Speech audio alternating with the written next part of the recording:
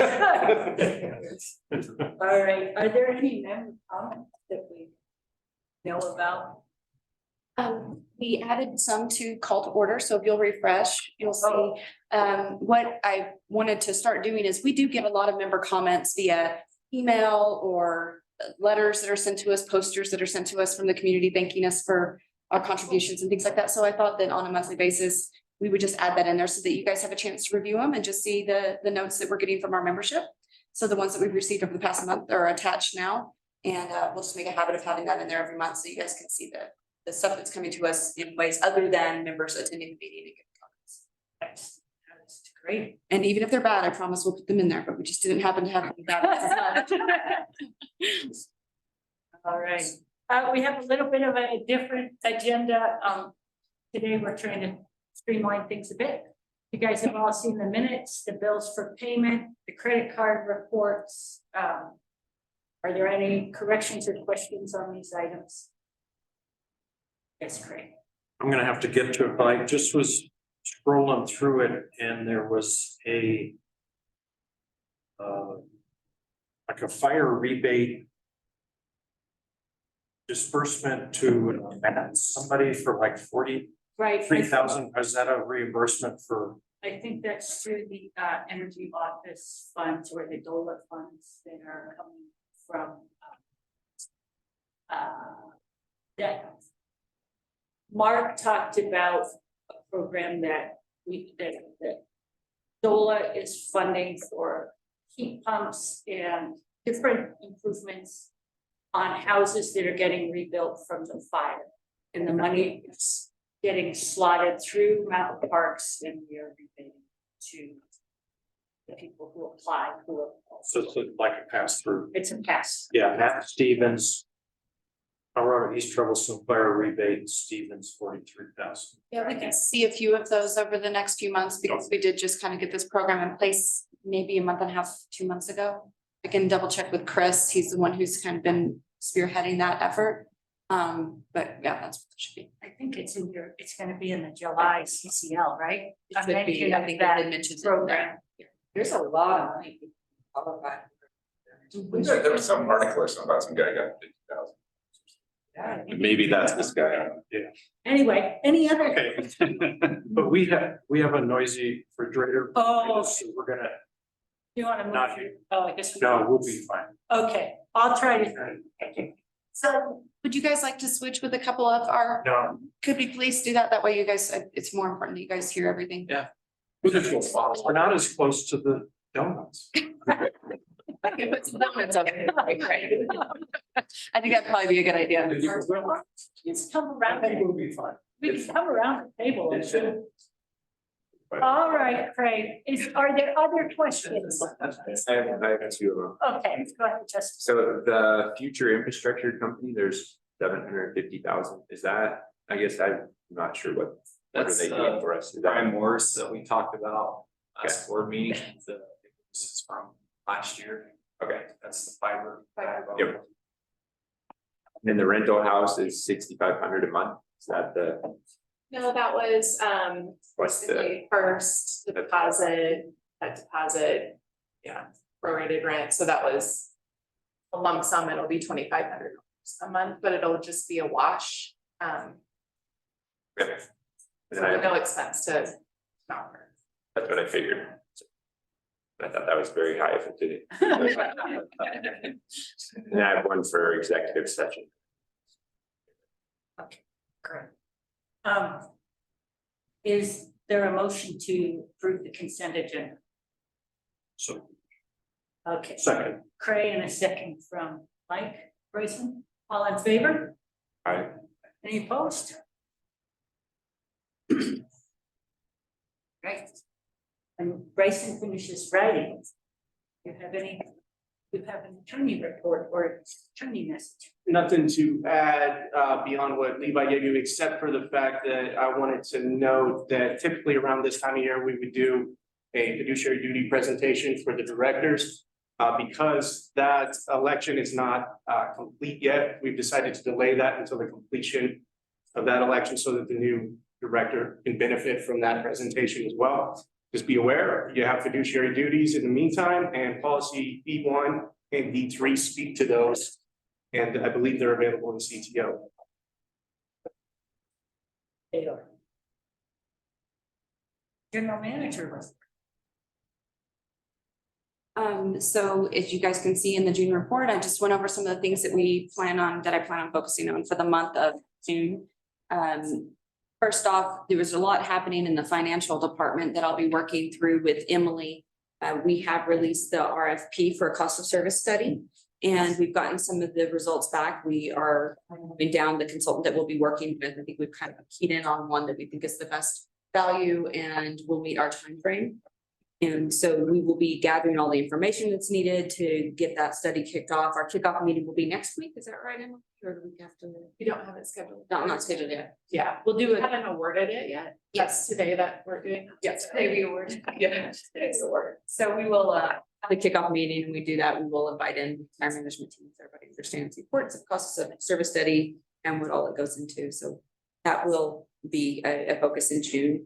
And then also, I think, we're going to be looking at potential future rate increases. I know that this organization, before I came here, had already communicated to the members the need for rate increase this year, with Tri-State's rate increase that is anticipated at the end of this year or January. And so Tri-State did this week approve their budget for 2024 and approved a rate that they will be filing, and it is an increase to Mountain Parks of 6.4%.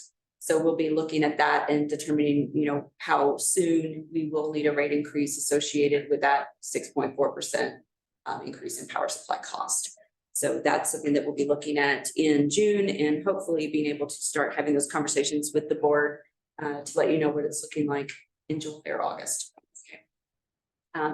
I think that it is good, the fact that we have already started some of those communications with our members before I was here. We knew that this was coming.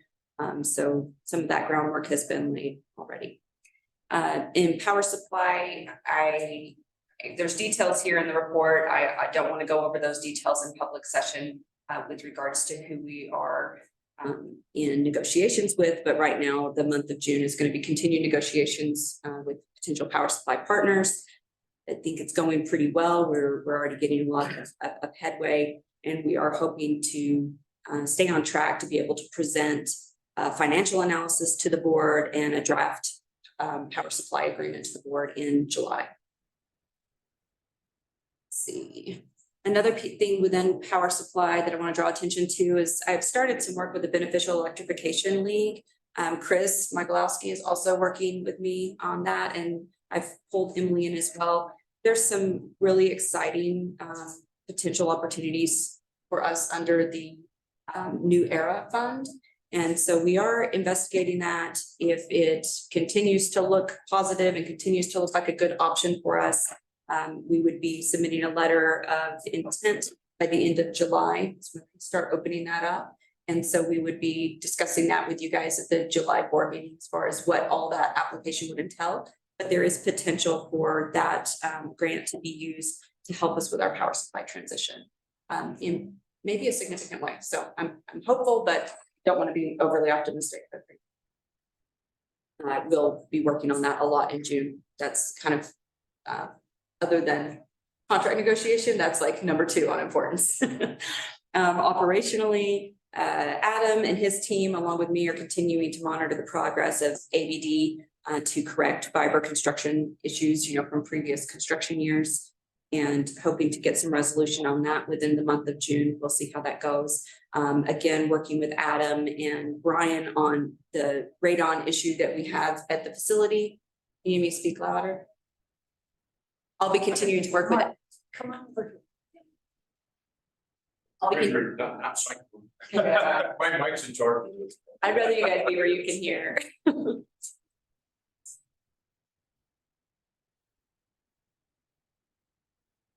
Oh, it's fine. Adam's gonna switch with you. Well, Mark can come here and if you want it.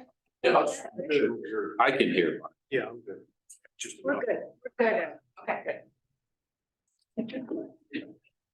So we're going to continue to work on the radon mitigation issues. You guys know that we've found some potential radon issues with the office. We have reached out to some organizations that do remediation, and we'll see how that goes. We still don't know exactly what that's going to entail. We're probably a few weeks out from knowing what that remediation plan will be. We have a company from Denver and a company from Steamboat, both giving us estimates, but they want to do their own testing. So it's just getting a little more complicated and taking a little longer than I'd like to at least know what the game plan will be, but we'll be working on that through June. And then also, as far as employee focus, we've got a strategic planning work group, which I know I've told you guys about, and that group is continuing to work through the strategic plan and developing the tactics. I know after our strategic planning session in April, I told you guys I was hopeful to get the fully developed strategic plan with all the tactics filled out and everything by July. I think we're still on track for that. The group is doing a lot of excellent work. We've divided that out. So it's kind of a divide and conquer type method with employees from all over the organization taking the lead on tactics. All of the managers are leads on tactics. So I think it's coming together nicely, and we're hopeful to still be able to get that to you guys in July to review. And then community focus, you can see there, I've got a few community events coming up. Middle Park Health event this weekend. I'll be there for Mountain Parks Electric. I've got a meeting scheduled with Mike with COSA, got that coming up next week. And then we'll be attending a radio station sponsorship event down in Fraser on behalf of Mountain Parks too. So getting out there in the community, trying to get to know people representing our organization. So that's what I've got planned for June. And if you guys have any questions, I can answer. Yes. Saw a listing for potential shared grant writer. Yes. With some other, so when you can speak to that a little bit. Yeah. Absolutely. So grant writing is something that we've talked about, in general, that we really need to get ahead of that. There's a lot of opportunities we all know through the infrastructure bill and other funding across the United States and in Colorado as well. Historically, what we've been doing is having individuals within the organization, go after one grant at a time here and there. And this team has done a great job of securing funding, but we haven't had a dedicated person to that who can not just go after the ones they hear about, but actively look for funds that would work for us. And rather than hiring a full-time person that is just on Mountain Parks back, I talked to some other co-ops to see if they'd be interested in sharing a position. And so Holy Cross and Yapa Valley Electric are sharing that position with us. We will all be contributing 1/3 to the cost of that position. It is going to be a Mountain Parks employee. I'm the one who started this thing. We'll see how it goes. So it's going to be our employee, but they will be paying at 1/3 each to that total cost of that employee. And the reason that we thought it would work really well is because these three co-ops are very similar in demographics. We're very similar in load type. We're all Rocky Mountain co-ops. We have about the same, with us being resort towns, we have a lot of the same types of businesses, the same types of economics. And so there's a lot of reasons that we would work together on these grant applications. They're looking for grants that help with power supply transition. They're looking for grants that help with infrastructure. They're looking for grants that help with wildfire mitigation. And, to some extent, grants that help with fiber and internet, expansion. So really all the exact same things that we are focused on. So, and there's a huge, I would say, more consideration is given to grants that indicate partnerships and collaboration. And so being able to draw on, that ability for the three of us to partner on a lot of applications, I think will help us in our success rate as well. So that's what we're trying to do. We'll see how it goes. We have a shared service agreement between us that will dictate how we use that individual. And really excited about it. We've got a lot of candidates so far. I think we're up to 7. There are 2 for sure that I'm interested in interviewing at this point.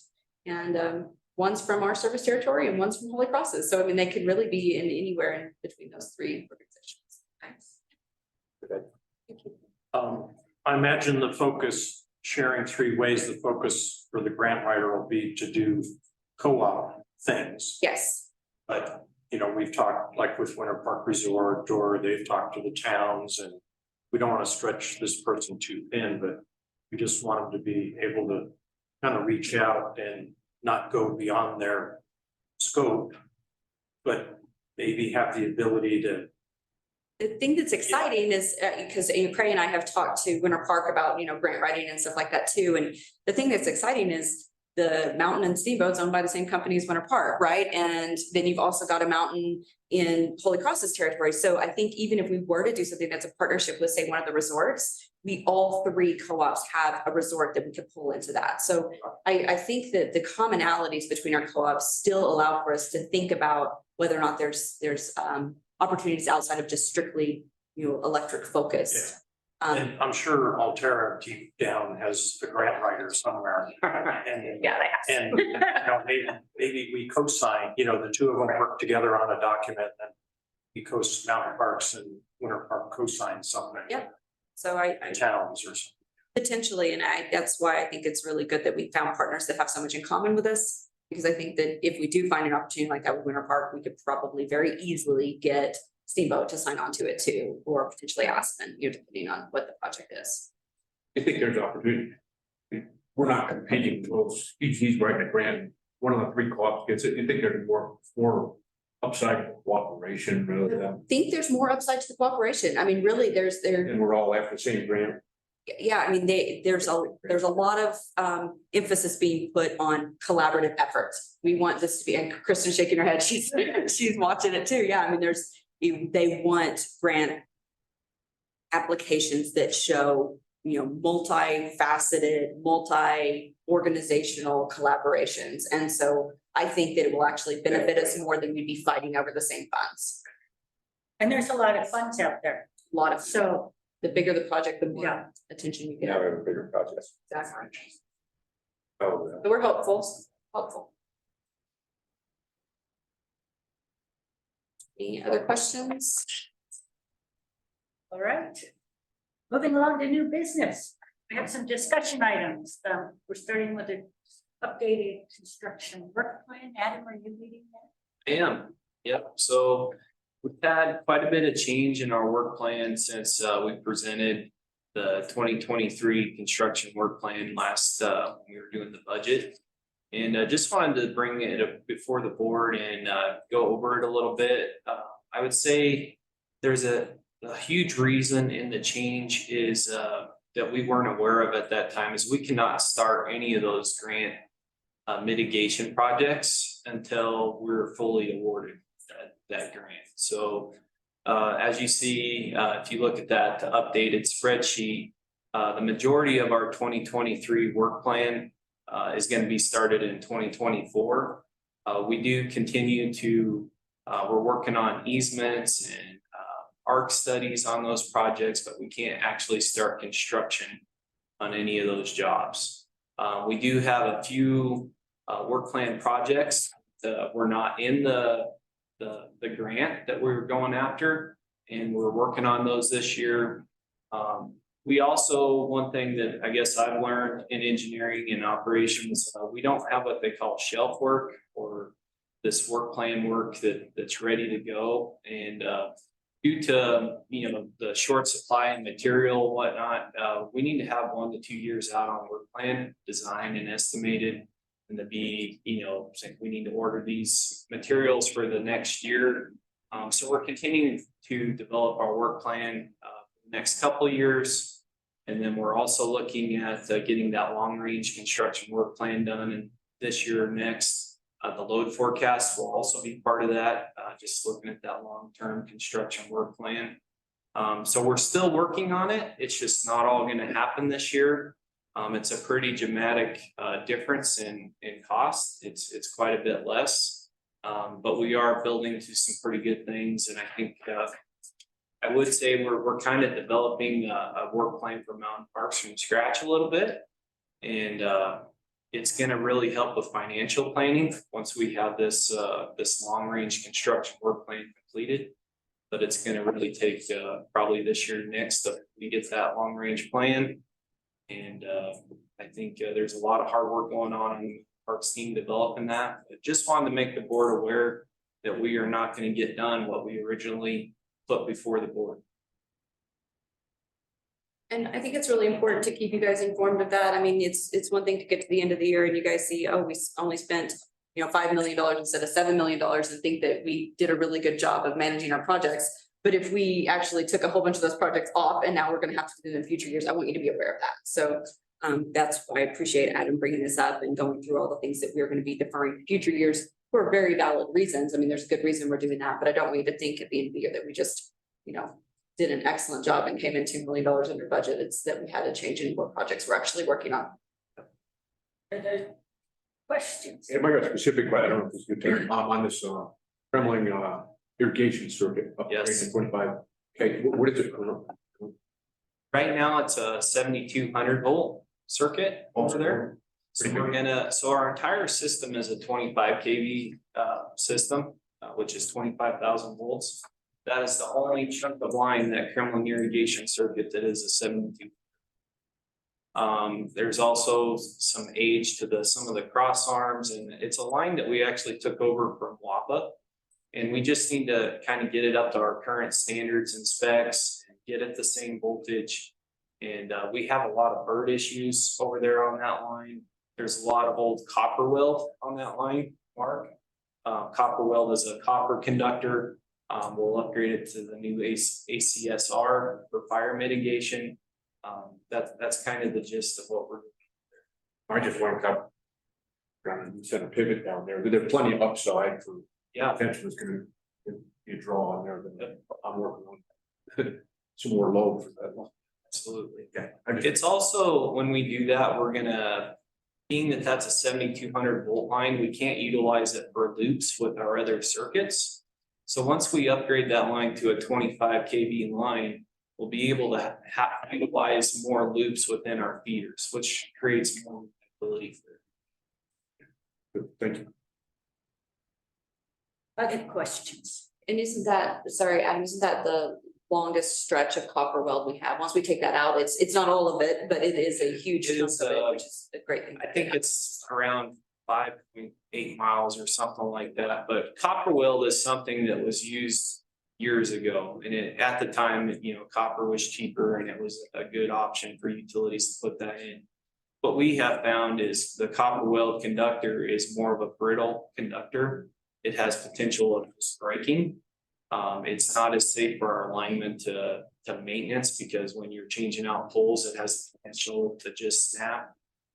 So in our system, I think we've identified like 30 miles of copper weld that's left. And part of this long range construction work plan, we want to get rid of a certain number of copper weld lines every single year. But next year, when we get rid of the irrigation line, that'll take out a really big chunk of that copper weld.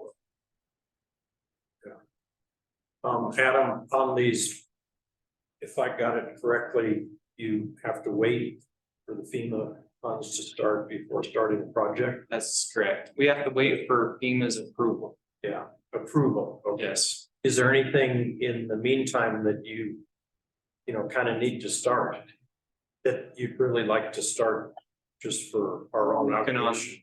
We are working on that. Yeah. Great. Yeah. We're working on, there's some direct buried underground lines going all the way from our Mettler substation to Winter Park. We're gonna work on that reroute this summer. There's actually construction going on all around that line. So that's pretty high priority for us to relocate that line and get it in conduit. Yeah. There's also up in Winter Park on Vasquez Road, we're gonna put some overhead to underground over there. There's also a number of jobs throughout North Park, Kremling, in the Granby area that we're gonna work on design and getting ready for the next several years of work. So nothing that needs doing is really getting held up? No, sir. Okay.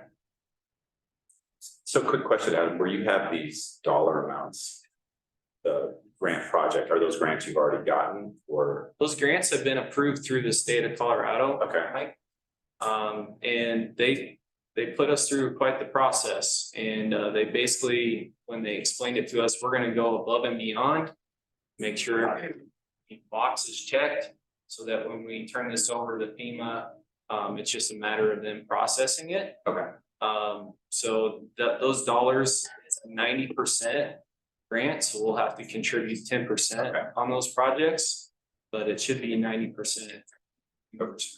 Right now, we're just waiting for that FEMA approval. Okay, So but you anticipate you're gonna get those, We you're pretty positive. Okay. Pretty positive. The state of Colorado would not have moved it forward if they did not think it was gonna get approved. So once it gets approved, then you go through contracting, then. Our plan is, we're I mean, probably gonna see Contracting approval. with the teams, not with our contractors, but signing whatever paper was with our state. So our plan is we can do all the prep work for these jobs. So, we're basically from last, November, December, whenever we finally submitted this, we have 6 months to a year before we're gonna hear whether we're gonna get, the FEMA approval. So our plan is late this summer, we're probably gonna go ahead and put a lot of these jobs out to bid, have our contractors in place, have it all ready to go. And then as soon as the snow melts next spring, we're gonna do these projects. I guess balancing margins. And if we end up with $2-3 million additional amount, Yeah. thinking that, I, we're not just gonna end up with a $5 million. no, we don't want to. Yeah, we haven't really talked about that yet, as far as when the grant money comes in. Yeah, Well, it would, Yeah, But yeah, for that's, next I mean, year. for Yeah. this year, if there is a rate increase or something, and currently we're behind a little bit, but so that we So don't end up compounding. as that FEMA money comes in 2024, does it flow, how does it flow? Does it show up as a margin, or is it gonna just show up, it's gonna go into the capital, like, it's gonna go on the balance? So again, it'll go as aid to construction against the work orders, so it just gets capitalized, it never impacts. Yeah, it's not paid in advance, is it? It's paid as we I believe complete and I submit. believe it's paid on completion, because we Right. have to prove that we did what we said we were Right. gonna do. So it shouldn't be that we get a huge influx of money and then have to spend it out, it's that it's a reimbursement essentially for what I is do- completed. So it I think it's gonna be a similar process, maybe not exact, but I do think it's gonna be similar to what we're doing. Highway 125 in Trail Creek, whereas as we get contractor invoices, as we have material invoices, we can submit them. And they actually have like a third-party contractor that reviews it, make sure we're our I's, T's crossed, and I believe that's how it's gonna work. They can give a bit of an advance. Like some of the payment can happen prior to the job being completely finished and reconciled, but yeah. And we did what they called a phase A and a phase B approach. So we did a phase A approach, which is all this pre-work that we're doing right now, all the ARC studies, all the easement work, all the design costs. That's all in phase A. So I would expect we would see that money earlier. Granted, it's not the large sum, but we will see a good amount of money coming from that phase A approach potentially this year. So, and does the budget need, so like in your old work plan budget, not all of the red numbers were in there so were you accounting for that within our internal budget, some of those being paid fully by Mountain Parks Electric or that? I mean, I knew in the back of your mind, you were thinking we were gonna get these grant dollars, but. So in the original work budget, we didn't have a clear knowledge of what we were getting. Okay. Now, with the updated, I'm putting in there exactly what I know, I'm assuming we're gonna get. Okay. I don't wanna lead anybody on saying 100% we're gonna get this money, but from everything that we've learned as a Mountain Parks team, we're in a really good spot and we're planning on receiving this money. So if we hadn't received this money, we approved the work plan, it would have been funded either through cash on hand, which maybe we didn't, might not wanna go there, I don't know. Yep. Or we would have drawn on some sort of loan project. Correct. And that's what I was referring to, this sort of discrepancy between, and just that sounds like you're bumping up some other projects that will help utilize the amount that you've budgeted as the overall work. That is correct. Okay, that's. And was that total amount budgeted for 2023? The $7 million work plan, was that actually in the budget for 2023? I understand it. I wasn't here for the budget. Right, so we're. No, I think That's what it you're is. right, I think it was. I think it was, we should have. That old plan sheet, that is exactly what the. Yes, that's what we approved. Yes. That's what I was trying to get at. Right. If we're way under budget, It could we affect are the already margin. accounting for 1.5 million in margins, I think. Sorry, say again. We are already accounting for 1.5 just in general margin, so if we come under by $3 million under our work plan budget. Oh, I see what you're saying. Well, We're it'll impact our cash flow, right? So if we don't spend that money and it'll impact cash flow, but the margins really, that's your revenues and expenses. So, Because it's capitalized, it doesn't affect margins the same way as That's the reason. expense. right, I mean, eventually it affects margins and depreciation, or loan, if we took out loans and we had interest and whatnot. So yes, there is an impact to margins, but not an immediate impact to margins. Yeah. If that makes sense. Yeah, no, I understand that part. Okay, I have some specific questions. The Walden Peak line, how long is that section? I believe it's Just a, I believe it's like around 8 miles. okay, and then, And so on that line there, we're looking at putting half of it underground right, and the other half in tree wire on kind of the canyon part going up by the highway. Would be tree wire, and then up the end towards the actual tower would be. the old Muddy Pass retired, Yes, who owns that ground that station is? I believe we own that ground. Okay, I was asked about that because, And at last board meeting, I think Carl brought up who owns the right of way on that old transmission line. And from our research, WAPA owns that easement. okay, well, there was a question about that Muddy Pass property, I think, because there's interest in putting a bus stop there for that Okay, Mustang. It goes out towards Craig. Someone had asked me last year, and I just marked, we never got to the bottom who owned that, but there is. I can research that and verify that for you. I don't know if there's still interest, but it might be a worthwhile use of that. I had trouble making the 600s tally. That number. But it's no big deal. It's under miscellaneous. But Emily and Adam might check that. And then I had a question on some of the deferred projects. Whether, like. Whether we track what year they were deferred from and when we think we might be. So those were actually leftovers from Scott Simmons. And we have not done anything with those yet. Okay. Okay. So we're in the process of kind of revamping this whole work plan. Yeah. And we'll look into that, and I can tell you, I just learned of the 7th Street up in the town of Walden the other day, and that's a very old job. And Okay. Not sure why it wasn't done, or it was actually designed, but we're looking into those. Okay. And Yeah, we those, can update this further at a later time. It's kind of a evolving document at this point. It's definitely not a finished document, but what we brought it up today is it's changing.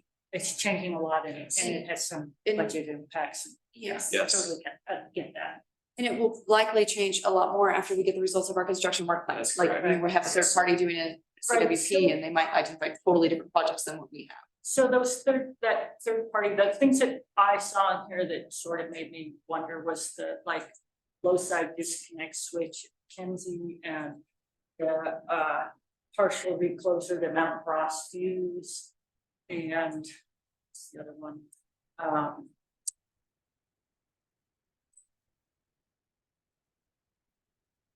Yeah, oh, the recloser bushing.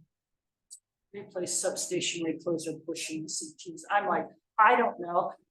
I don't know where those fall as far as priorities, but they're on there, so I felt So like, some of that is maintenance items, oh, and they're expensive maintenance items. yeah, Some of it is utilization of our new fiber backbone, making our system smarter and faster reacting, which falls into our mitigation plan.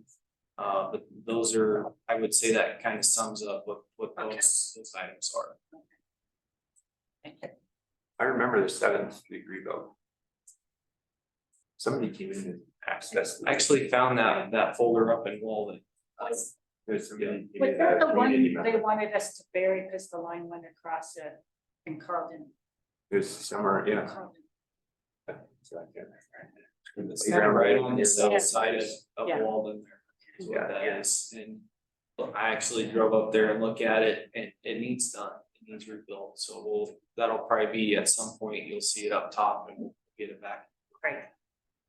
Well, thanks for, I mean, seems like this is under the power supply, it's kind of what we do, Yep. and keeping our members.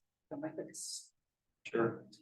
It is real easy year in and year out to have projects that you planned on or approved budget for that then don't get that for various reasons, whether it's you can't get the materials that you want, or something else takes priority, there's a fire, things happen, right? But it's easy to see over the years, some projects like these get deferred and never get brought back up. And so I think it's good that I appreciate Adam digging through and finding what those are, getting them back up in, in front of the board and in front of us and considering them for the next construction work plan that's completed, which will be a multi-year plan, and hopefully we can bring some of these back to the forefront if they still need to be done. Yeah, and I would put out there, this definitely isn't a knock on previous No. staff. We've had our hands full, Yep. whether it be the fire, we've had a huge construction burst in the county and all around. We've had the fiber backbone that a lot of resources have been going to that to make that happen. And honestly, that fiber backbone kind of has been the work plan for Mountain Parks for a few years now. So that's coming to a close. And yeah, we need to develop a good work plan that's easily to understand and that helps Mountain Parks plan for the future financially. And it keeps up with maintenance because, if the fire happened, fiber's happening, that pushes off a lot of the typical maintenance stuff that needs to happen year in and year out to just maintain your system, so. Good to take a look at it. Excellent. Anything else on this? Great. Off we go to cost of service study and rate discussion in Virginia. Emily, you wanna start that one? Yeah, so, I think we were just gonna have a discussion. Do you want me to tell them like who we're awarding? Yeah. Okay. We're sending that out today, right? Okay. I've actually sent it out, so Okay. technically they know, I guess, if they've checked their email. So we had 4 responses to the cost of service RFP. We received a response from Brattle, from the Prime Group, from Power Systems Engineering, and from Guernsey, who did our last cost of service study.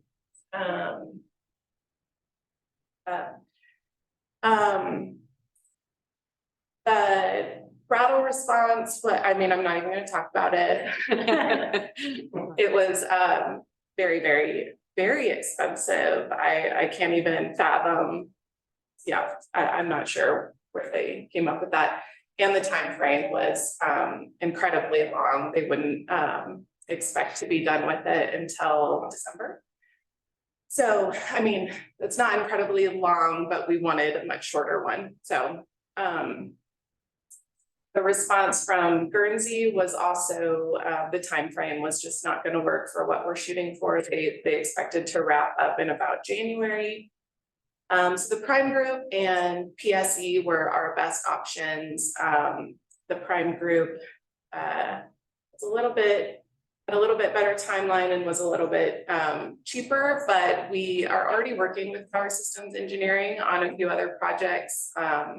Both Virginia and I have experience with them in our past co-ops. So, and their timeframe, their deliverable would be on September 30th, which is a little past what we were hoping, but still pretty good. I mean, ultimately for a cost of service study, we put a very aggressive timeframe out there, and I have some concerns about it being so tight, the quality of work that we might get. So I felt like their deliverable was really reasonable and that we will still get a good high quality study back. So so we decided to award PSE the cost of service study and rate design. Again, that deliverable will be around September 30th.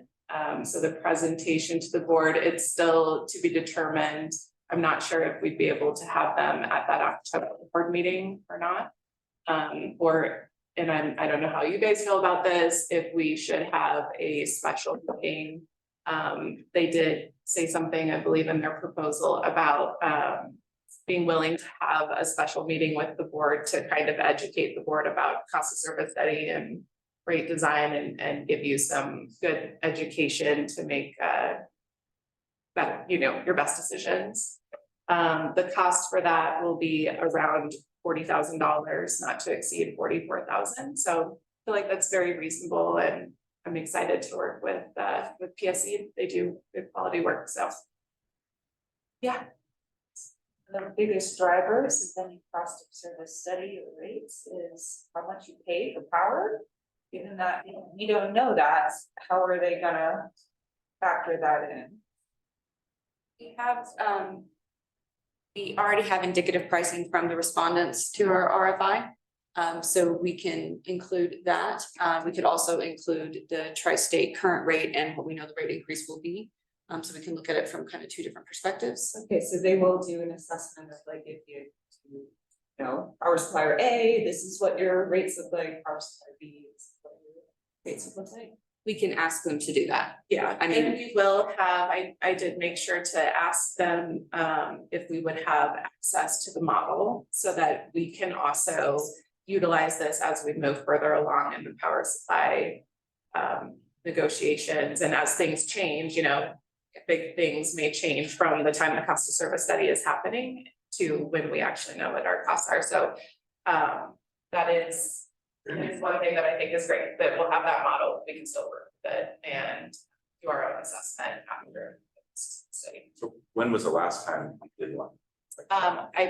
2000, well, 5 years ago. It's been a yeah, while. I want to say it was 2018, am I? And that's the That's last time we raised rates, or Rates haven't been raised in 7 years, which is one of so the. we had a cost service, but we didn't.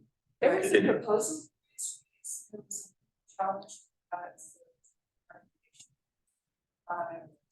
Well, maybe we don't need to raise rates, actually, I think. Yeah, which is Which is interesting, but like there was a lot of things in the last cost of service study that I think PSC will be able to do a better job on. Like, for example, we didn't really have a good sense in the last cost of service study about future growth in power. We didn't have we didn't have the Demand. demand components, it was based on our old meters. We didn't have a data management system that they were able to tap into, I think. Or they didn't have enough data at the time. Right, so this should be more exacting sort of service. I think the challenge for us is we're gonna have to do something in 2024, and our withdrawal date is February 1st, 2025. And so there's gonna be a period where we may be being charged differently for power, and I don't want to say any more than that. But so we're gonna have to figure out how we bridge that this year. And hopefully this will help us figure that out. Yeah. The fact that we will have that tool to then be able to manipulate ourselves and put in the different variables, put in different, potential power supply futures, will help us make, I think, good enough rate making decisions to bridge the gap between current power supply and potential future power supply, because you do have to bridge that gap carefully.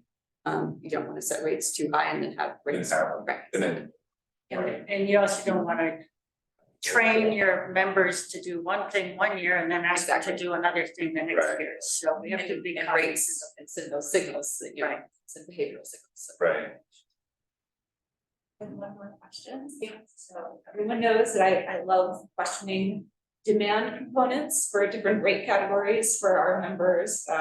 It's one thing that we've never really seen as a board in the monthly financials. We know how many kilowatt hours each, cost of service uses, but we've never known how many kilowatts, which of course is half of our power bill. And so it's I've always thought that's an interesting issue, because without knowing how many kilowatts each member class has, you can't really know how they're contributing to our power bills. So my question is, sorry, the long lead up, have we done that step, that first step to figure out how much demand each of our rate class members is responsible for, so that we can turn that over to PSC. They will pull that out of the meter data that we give them. So we will give them meter data broken out by class, so they will actually be the ones who tell us what is the KW of this class, what is the KW of that. So, yeah, absolutely, that's totally part of the good, cost of service study. Yes, and from the results of that, you can pretty easily see where you have classes that are being overcharged potentially or subsidizing other classes. So yeah, that's absolutely. And Joe will be a big part of helping pull that meter data for us. And it is still on my radar to add that to the monthly board report. No, it's a different power slide that doesn't do demand. So is that something that we couldn't do with the? So they did it a different way. They had the demand on the larger classes. Yeah. And then they knew what the total demand was, and then they subtracted what we knew, and then we assigned that remaining demand to the residential class. This will be actually Yes. meter data that shows what the class is actually contributing. And we have a few years worth of data, 2 years, 3 years, 3 years worth of good data, which is sufficient to give us a good.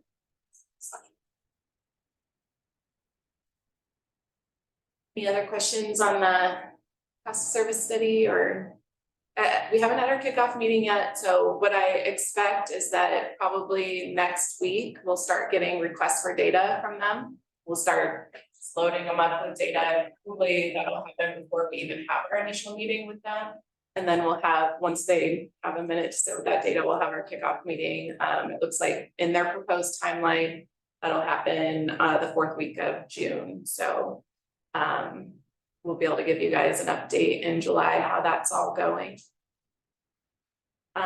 This is pretty standard stuff that they're just populating a existing spreadsheet or program with our data. I mean, It- sort of, yes, but this is what they do. It is what they do, and Because Yes. $40,000 isn't very much. For me. It takes a lot, from what I understand from them, in which I don't do this work, but from what I understand from, organizations that do cost of service studies, it takes a lot of data manipulation to get all of that data cleaned up, put in there, correctly classified, correctly identifying the costs that are going in and the revenues, and there's a significant amount of work. It takes them months to do. They like to have 6 months to do them, so we're really compressing this. But yes, they do have kind of a standard process that they use. It is the same work that they do for a lot of other co-ops when they do these. But it will be specific to ours, and it does still take a lot of manipulation to get it. I mean, it's not so simple as just dumping it into a model, like I made it sound, but this is, they do have very specific ways that they, take our data and make it useful, so. I was just thinking at $40,000, that's not a lot of time. No, It is. Hourly. gave us an hourly. Yeah, they estimated that they would spend about 236 hours on the project, which came in about mid what everyone, one of the respondents didn't give us an estimate of hours. Brattle said it would take them 868 hours and wanted to charge 345,000. So which, and I can't wrap my head around that really. Yeah. So I don't know what Brattle's process is that is so different, but Co-ops have used them before though, Yeah.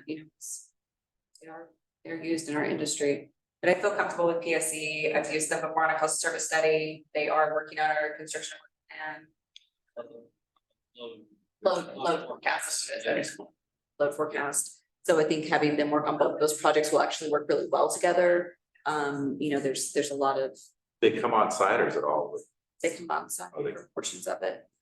I would add, I guess, they're gonna have a lot of the data already, with them because of the load forecast study, so.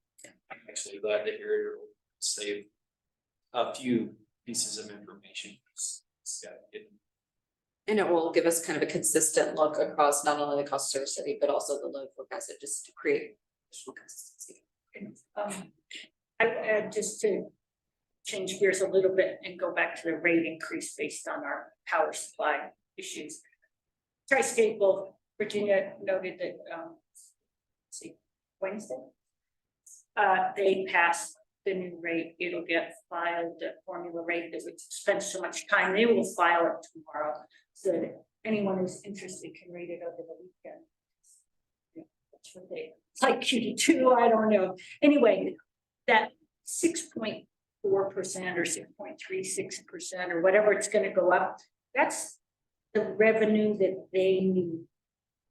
The way they are charging for energy and demand has changed around within that rate, so it won't be that every co-op just sees a flat 6.5% increase. It'll depend on our determinants and all of that, so. So one they projected for Mountain Park specifically though was 6.4. Oh, did 'Cause they- yes, actually they- give you a? They did. Yeah, and they broke it down by every single co-op showing, and they do range significantly from nearly 10% down to a little bit less. So we're on the low end of the increase, actually.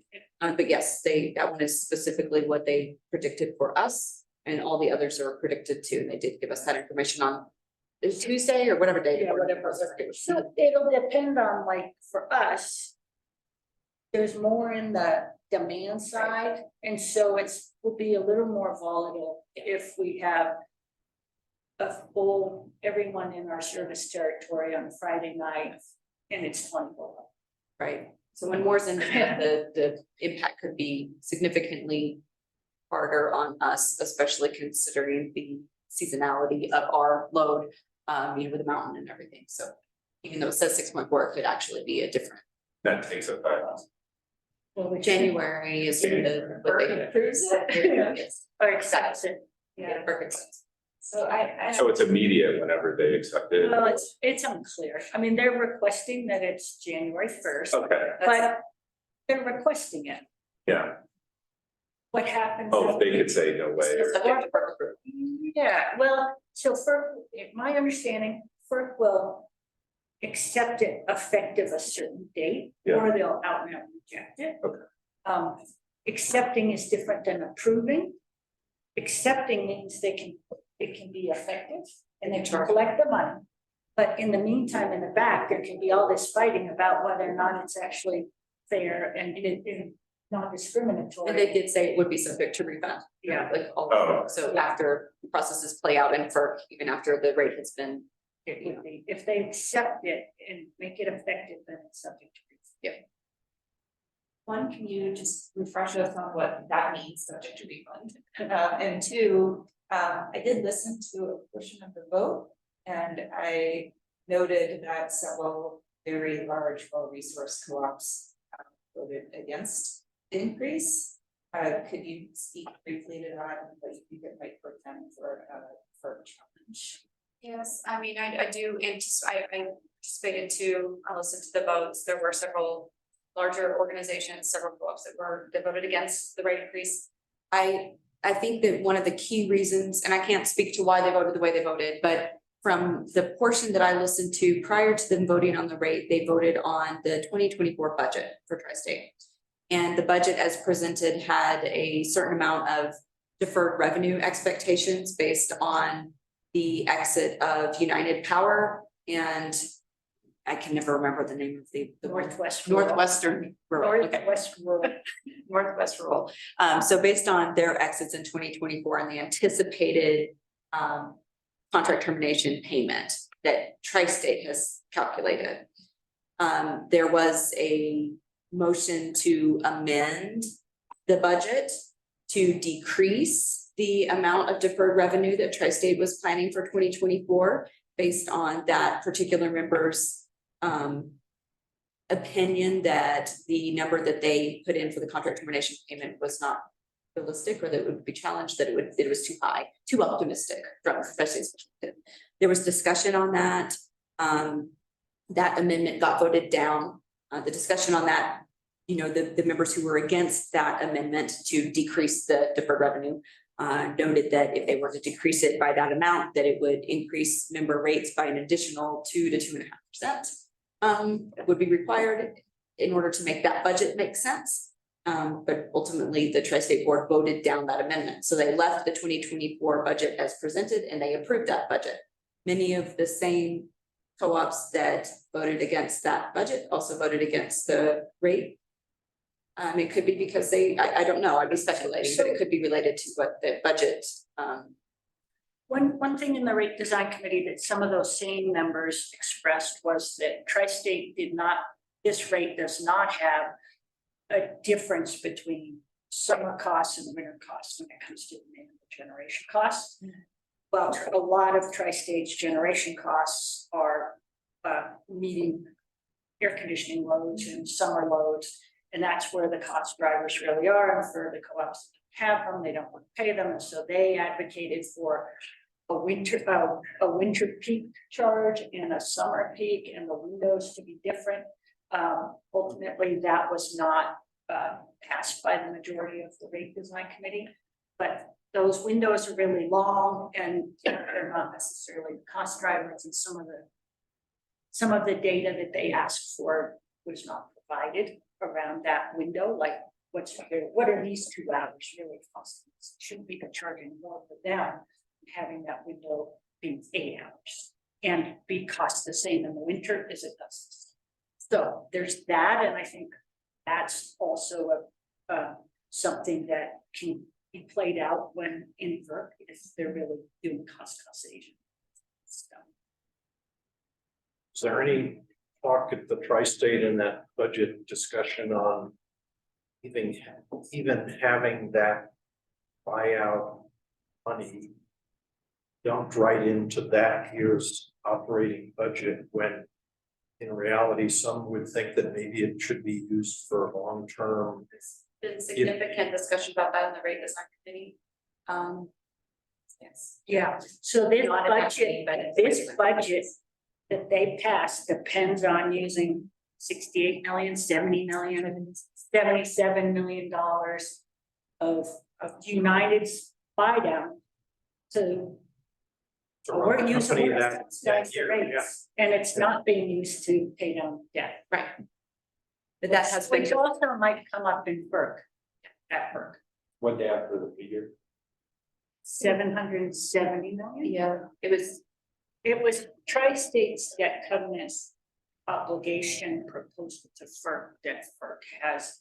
This again, this is my reading, I'm not an attorney, but FERC has said, no, that's not, we're not going to. we're not gonna accept that. They didn't accept United's, and they did say that trial staffs was fair, and they kind of pulled things from both United and tri-states, so it's less. And it has been discussed during the rate committee meetings as well. And why tri-state would choose to use that number when there's indication that that number is not going to be accepted by FERC. But they stand by it, that it was developed by their staff and developed by their team, and that they have confidence in the number that they're for. Well, and Or to include it all well, versus paying down debt. right. A lot of discussion about that. The other issue is if FERC accepts this and makes it effective, and then for some reason United pays less. At the end of the year, there's gonna be a true up. Yeah. And tri-state can go back to the members and charge us all for whatever that difference is. Yeah. And it will be, my understanding, of like a lump sum And that was. due in 2021. And that was the discussion during that, proposed amendment to the budget. It was, one way we could be conservative, and I'm proposing a more conservative way that we consider the buyout payment. Just for that purpose, so that if it comes in less than you're anticipating, then we aren't having to scramble to, get that cost back. Whereas if the buyout comes higher than you budgeted, then it's a benefit to us. But that was very easily defeated in vote. That amendment was. So 6.4% increase is our minimum. So that worked. That's our minimum. Yeah. There will very likely be a new yeah. And they're looking at that as being for a year? Yeah, or the they did- 2024. That's what's Okay. needed to meet the 2024 budget as presented. But they're not anticipating a second increase at this time, but they're not. the true I would think that if there's love the coverage. true, yeah, would Pretty much cover it. adult. Yeah, Oh, we were off, but. Yeah. You owe this much. Yeah, what percentage might the true up be? So like 6.4 plus. No idea. It totally depends on what, Hundreds of millions of dollars it difference would- in that buyout. exactly. Hundreds of millions of Yeah, dollars so- difference. So what's the timing of our announcement to members on the 6.4? Or do Well, we that's- wait to see it? We gotta do the cost of service. I mean, I'd like to see the cost of service study, but I do think we need to. That's why I would like for the board to start thinking about the rate discussion, because ideally, I don't want to wait until October to say, hey, we're increasing rates in January, right? I would like for us to have some indication from the board that, you know, that you guys would be supportive of a rate increase in advance of that, so that we can start communicating, even if we don't have the exact number, to start letting members know, which we already have. That, I'm looking to Rob, who's not here. That's already gone out in the CCL twice, that we anticipate changing our rates this year because of a tri-state increase. This is not new news to the members, but I do think we need to start thinking in advance of the cost of service study, because we know the 6.4 is coming in. It's crazy how many people think that we've been raising the rates. And we haven't, I know, that's. I heard somebody the other day, yeah. No. It's a good lesson of why you don't, you know, just go on and raise them every couple of years, because they're gonna assume you're raising them anyway. Yeah.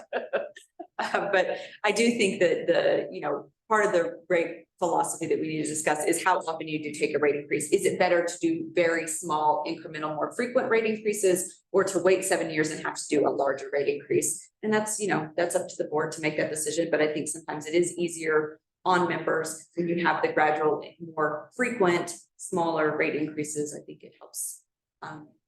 It helps make it not quite as hard to swallow.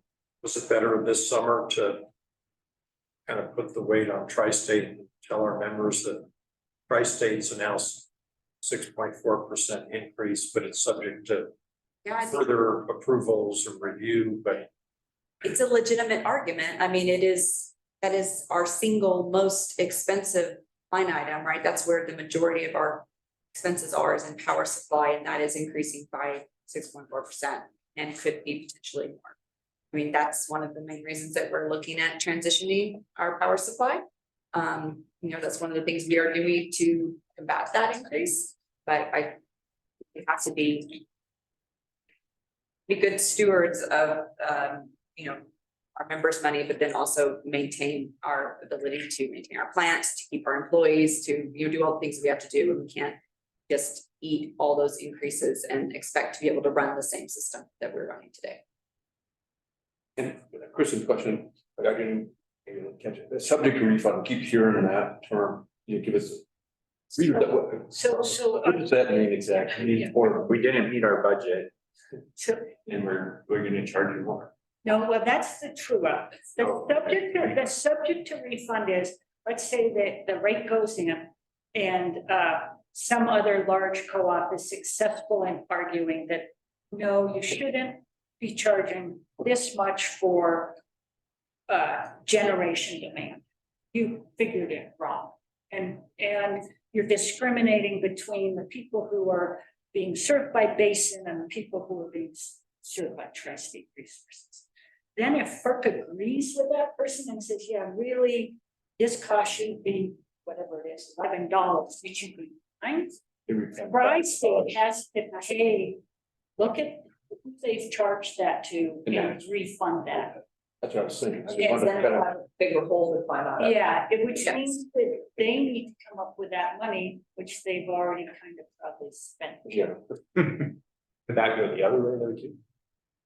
No, But that could be the true Subject up. increase. yeah, they, Be the flip side of that. like, but FERC doesn't, well, That could trigger, that could trigger, that could trigger, right? who was it who said, Levi brought it up that Tri-State thought that they could go after co-ops if it went the other way. So probably what that means is your energy charge should be a little higher and your demand charge should be a little lower. So if FERC filed that, Tri-State was talking in some sort of Levi attended a meeting where Tri-State was saying that they believed they could go after that increased energy. So let's say it was 3 cents, they charge you 3 cents, but when FERC looked at all the rates and said it should be forced, they thought. But my mark is it's not subject to, yeah, I mean, it puts the risk on the person, submitting the rate, proposing the rate. So incentivize erring on the side of a higher rate too. Right. That is. I guess when we publish any potential rate increases for the CCO, can we put that in the papers? Yes. Yeah, because I know at one of those we put in the papers, but one I think just with the CCL, and I know there's a lot of folks that utilize electricity that might not receive CCL because they're not a full member, so but they're still susceptible to our rates. That's somebody that I talked to, they're like, guys, suddenly in my house, you guys have just jacked that electricity right now. I was like, Jacked it right now. no, actually, they're using more electricity. Like, and it's like, that's for that conversation, man. I was like, no, like.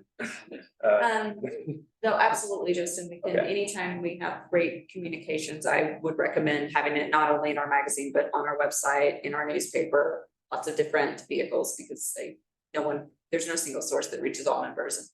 Aaron is very used to that. He managed the communications through a lot of rate increases at the city that he was working for before he came here, so, same thing, city infrastructure costs going up, all the, very similar stuff, so he will help us make sure we get the word out correctly to others. Any more on rate discussion, cost of service? I don't have anything else on the cost of service. So when was the company? We're picking, when were they gonna be done? September, end of September. That's their target. Yes, the board presentation will be sometime following the October board meeting, but they didn't commit to that. Potentially a standalone, depending on how much information we get from it and how in depth we think that the board is gonna want to go and need to go into the cost of service study. It can be a pretty big piece to, digest, so might require a separate meeting. The last time we got into that, yeah. I would recommend it. Right, reserve fund practices and recommendations. So, we have been looking at the way financials are presented to you guys, and specifically in relation to, things like the sale of the Winter Park, the funds from the sale of the Winter Park land, the 2.5 million in deferred revenue, and the capacity charges that we collect from members. None of those funds are restricted. So when we are presenting the balance sheet to all and talking about our cash position, those figures are included in that cash position. So for example, for June, we have a cash position of 9.3 million. But once you sort of take away the sale of the Winter Park land, you take away the 2.9 million in capacity charges that are only allowed for specific use, which I can talk about in a minute, and the 2.5 million in deferred revenue, we really only have $3 million at our disposal. So we wanted to kind of have the discussion around, if you guys want to put a policy in place, or how the board would like to see us handle cash that really is restricted for use. I mean, one sort of simple way to do it is that I just carve it out as restricted on the balance sheet. We are, I am actively working on building up the Charles Schwab account to at least segregate the 2.5 million for deferred revenue. We're at 2 million right now. I expect to be able to get it up to 2.5 probably by the end of next month. So yeah, we just kind of wanted to have a discussion around how you all envision this. I don't want the financials to be misleading. And I feel like right now by telling you we have $9 million in cash, it's a bit misleading because that's not really at our disposal. Maybe just show it in those buckets that you just described, right? Just restriction. Well, maybe. Deferred revenue by itself and then whatever other. You'd have a deferred revenue line, a restricted line. Yeah. Such a good capacity, like the Winter Park. So and the. Capacity charge, yeah. But explain the capacity, what is that? Yeah, so that, so when a member signs up for use, or I guess when they get a line extension, is it only on line extension? Line extension, a transformer, there's Upgrade. significant upgrade, they pay a capacity charge. There's a specific calculation, I won't go into the formula, it's kind of large, but it does get recalculated every year. It hasn't currently been recalculated for 2023, but we should see that. So it's money we collect, yeah, it's like a tap fee, and then, And then we can only. you use it for what capital projects?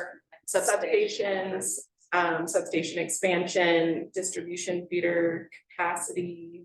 So it's just like a bucket of money for those kinds of. Supposed to go back into ensuring that the Capacity, plant is big right. enough for the capacity of new. What I would say is with that, it's a what was it? 2.9 million. You know, when it comes down to the growth triggering the need for a new substation or significant substation expansion, that 2.9 million is a major bucket. Okay. So I guess I would like the board to know that too. A lot of times when you have a capacity charge, you think, oh yeah, well, anytime we have a substation upgrade, we've got the funds for that. Will help toward that, but it is not, you know, those big major expansions like a mountain doubling in size or Yeah. a giant new subdivision that's gonna trigger a substation upgrade, that's 2.9 is not gonna cover it. See, maybe we need to look at that, because I would think. Put in a new substation, right, they need to at least fund It's- over time, right, the cost of Well, that. and that's exactly what a capacity charge is supposed to do. It's Yeah. everyone pays their portion to those over the time increases that are. Yeah. Might increases like a substation. Yeah. The problem with trying to collect more of that from members as they, you know, have a new service is that can be staggeringly expensive. Yeah, And And you're building the substation to meet not just today's growth, but future growth. And Right. asking people who are getting it Yeah, now to to pay. pay for something that's gonna serve people. So we have had, since I've been on the board, we've had multiple discussions about it's too low, it's too Yeah. high. And yeah, it was. well, I mean, Yeah. just from my water deal, right, I mean, we charge people $30,000 basically to hook up to the Right. system, I mean. Cause you're not only paying for new capacity, but you're paying for the thing, you're utilizing everything everyone else has already paid for. Right. So, makes sense if you have historically been charging everybody their share of that. yeah, that's what I mean, yeah, I know, it's a different kind of world, but, Yeah, so it's a tricky one, and I haven't been at a co-op yet who doesn't struggle with finding a balance. yeah, That's the issue. But we can dig more into that for sure. yeah, Once we get our cost of service. yeah, Plan done. And that's what a lot of co-ops do, is direct growth pays its way philosophy, Yeah. and you pay the total cost, and if you're the straw that breaks the camel's back that requires a substation upgrade, like yeah. I'm Walmart, Walmart. Well, I mean, Then they make you don't Walmart. charge them for, I mean, if it's not completely related to that new subdivision, but I mean, if you bigly show that, you know, hey, we're putting this in specifically for these 5,000 homes, and then whatever you gotta work out what that cost is over time. And how that's done. Easy if you do, like, let's say that it is a single load. I'm gonna keep using Walmart because we don't have one, so I'm not picking anybody. Let's say they're building a super center and it's gonna require a direct feeder, like a feeder that is dedicated to them, no one else is using it. Absolutely, you can say, okay, Walmart, you've got to pay for this feeder because you're the only one who's using it. Whereas if Walmart is going into an area where it just requires an additional transformer to substation, and everybody else has been using up all that capacity of that substation, and now Walmart is the one that's requiring that need, but everyone else will have access to it. It's a lot harder to say, okay, Walmart, you've got to pay for this substation upgrade when everyone else still has access to it and everybody else is gradually used up the capacity of that substation. So it gets relatively complicated quickly. You know, we can certainly, I think, look. I mean, the cost of service, we should just have that. Good conversation to have, and it really is a board philosophy. I've seen both pays its way, I've seen everything is completely socialized, we pay for all substation and line upgrades, and it's just built into the rates. I mean, there's all different ways to do it, but then you think, your individual. Like individual homeowners, we charge them any sort of fee for this fund? Yes. Like how much? Like, it's not very much. Five, was this five? Five is the typical. It's a percentage. My extension versus this. That's a civil service, but which portion of that is the capacity charge? So versus- it's actually not $5,000, you know, you have the portion of it's figuring out the material, but then they're on that specific type of job. They're basically paying a capacity charge for the transformer for them, so they're paying for, you know, this transformer could potentially feed 6 people, so they're paying that portion. So portion of that, The line extension. It is. The capacity charging, small rolled up into that one Yep. charge. Single charge. I don't know what you guys, well, we would have to go back and. Well, we just approved it last month, right? Like. Right. It's built into that $5,000 broken down between 4 people. That's what it is. So if, so it's like 1250. The capacity charge is built into a simple service. Okay, so that's. For that individual service using about 1/4 of the transformer. Okay. So that's the portion that's built into that $5,000 for a capacity charge for a simple service. That's just a simple service. Every other line. So when they pay that simple service, that piece that goes. Yes. Okay.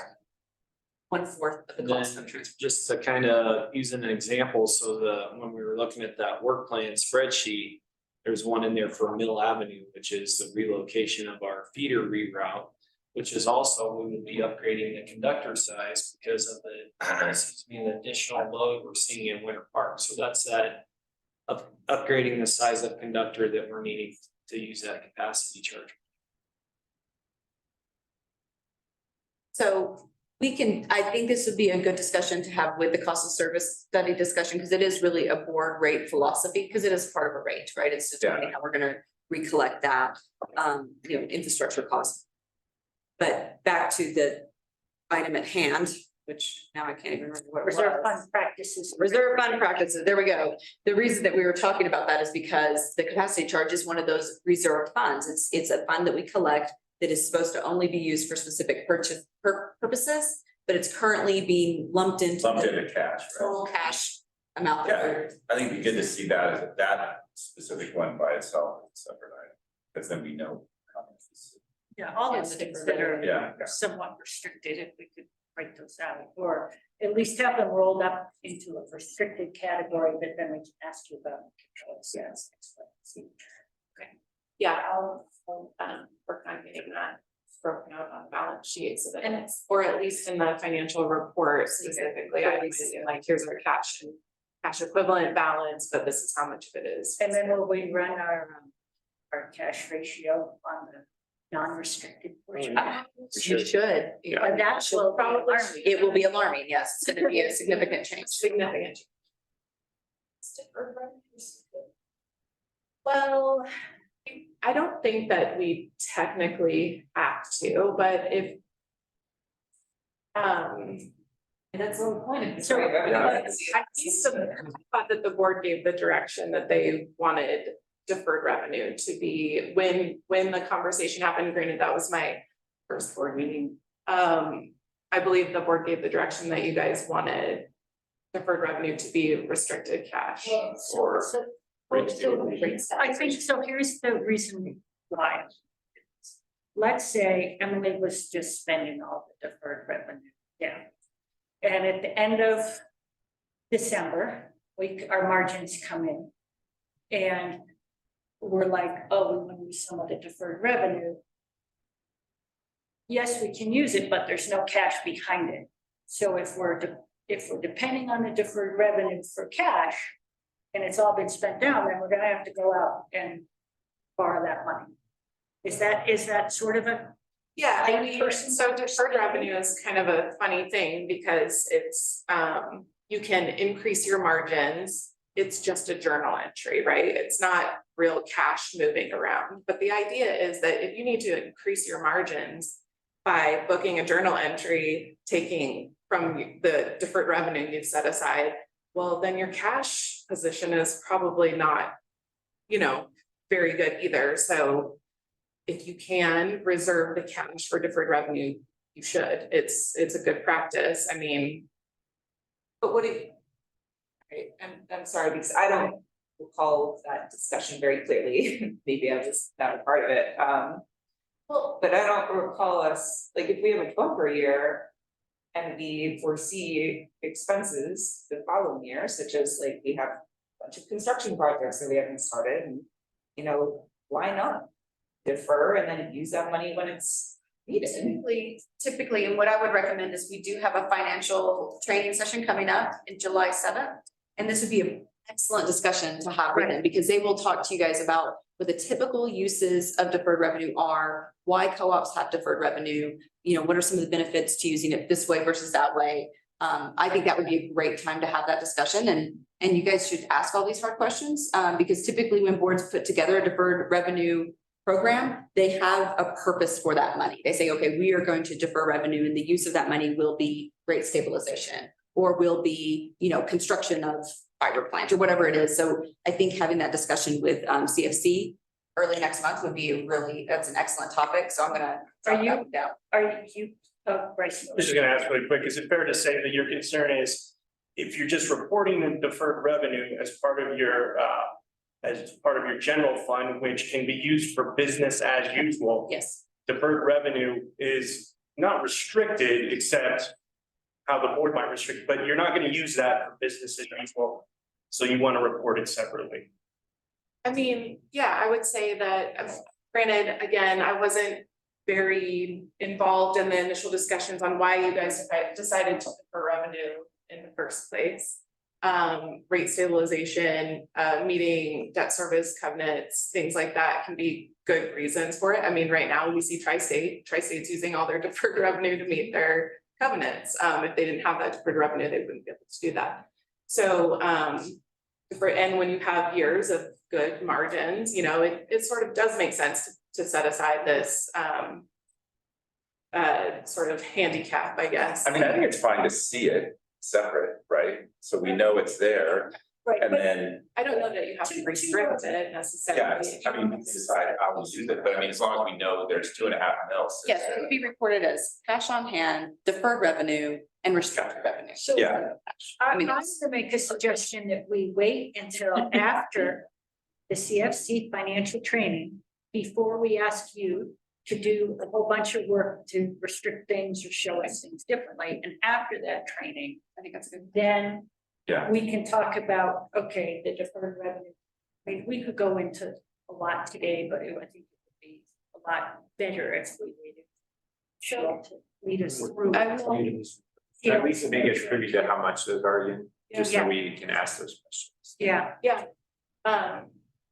I think, I mean, yeah, I just want you, I guess this discussion stems from, I want you guys to be aware that when we're presenting the financials, that it's not misleading, that you're not thinking we have $9 million to just spend on whatever. I think one of the other reasons I was wanting to have this discussion is just to maybe make the board's cash policy a little bit tighter, right? A little bit more clear and provide better direction.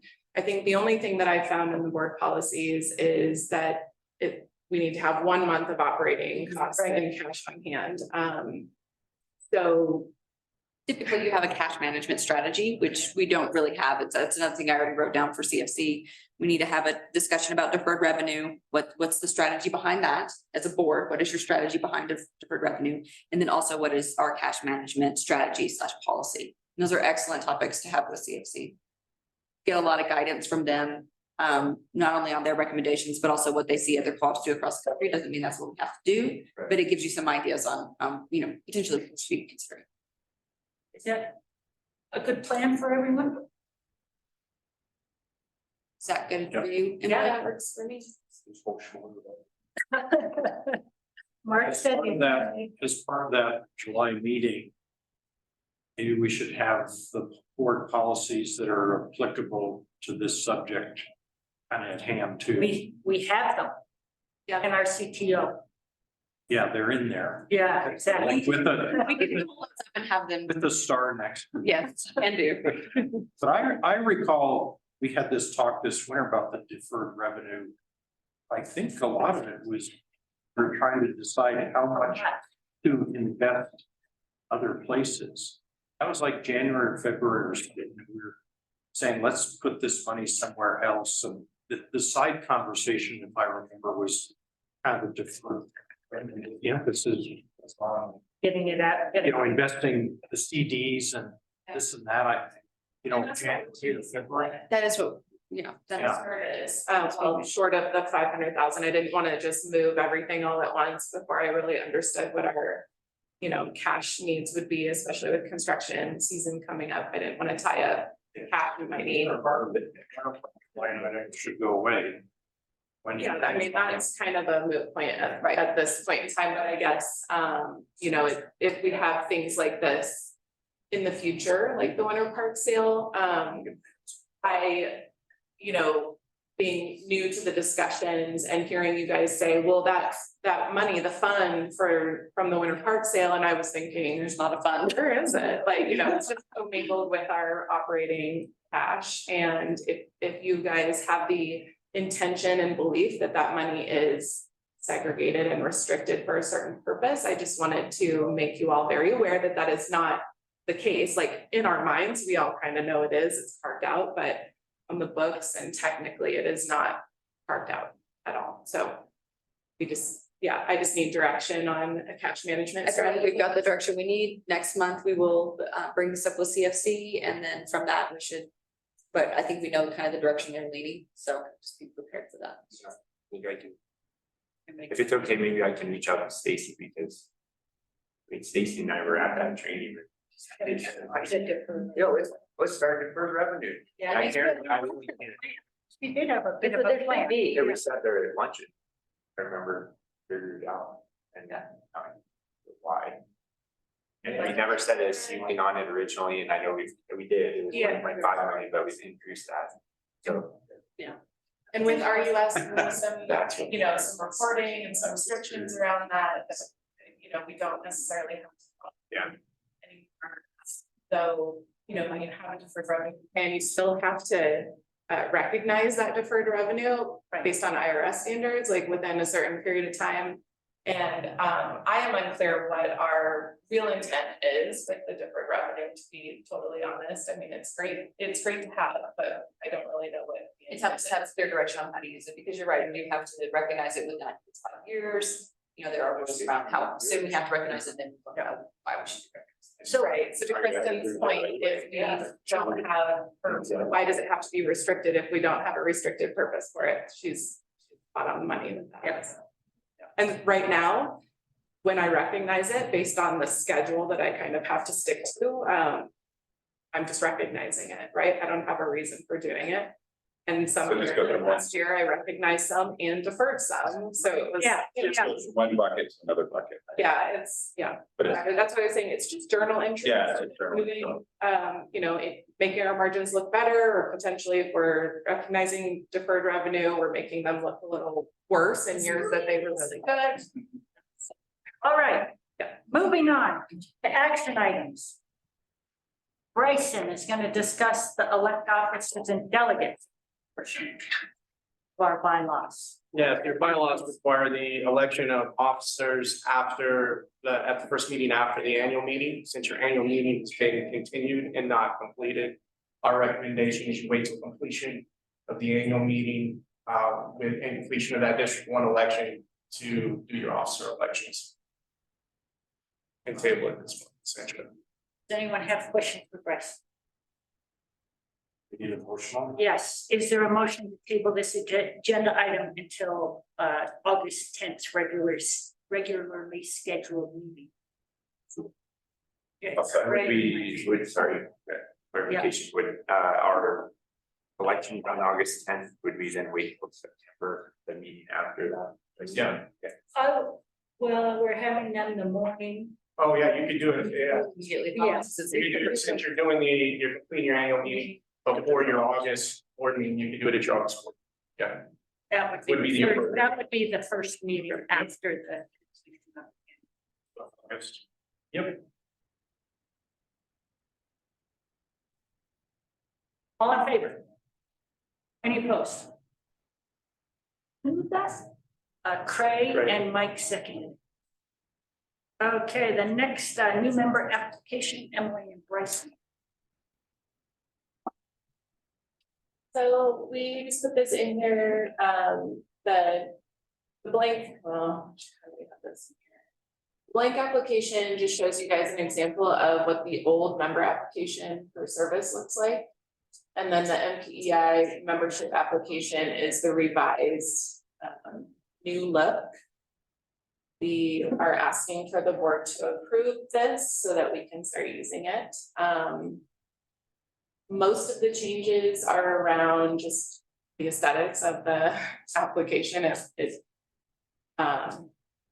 wasn't very user friendly, and we also were missing some information that some things were unclear as far as like voting member and different things that were causing confusion and us needing to reach out to the members again to get clarification on some things. So most of those issues were addressed in this revised application. And we did work back and forth with Levi on this, so it covers all the legal bases, compliance wise, so.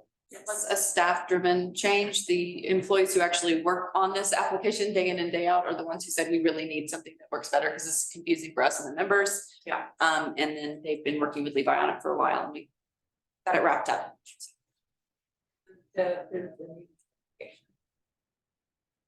First and second, I have a question. Under the Clean Power Program, would it be possible to add the no, I do not wish to participate box? Like you have for Operation Roundup. Make them make a choice.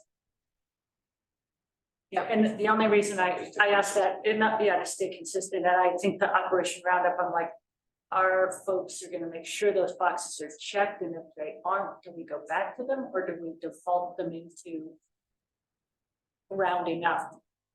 If they don't check one, Yeah, if they don't check one. I mean, I'm guessing we're gonna catch that, but so I only ask that because we started Roundup, we didn't get a lot of traction. Then they made it the default for new members automatically went into that program. No one noticed for a little, some people noticed. Eventually the board went back and did make it the default. And to me, when I read this, I'm like, this is like a half and half, it's sort of a default. You have to make it. yeah, and technically the way the current member application is, it is the default. They have to check if they don't want to be rounded up. So should we go back to that? You'll have more money in your Operation Roundup fund if you do. Well, and that's what, and I know that the Clean Power Committee has also talked about having it, and I was like, well, I'm not sure how the board would feel about that being the default.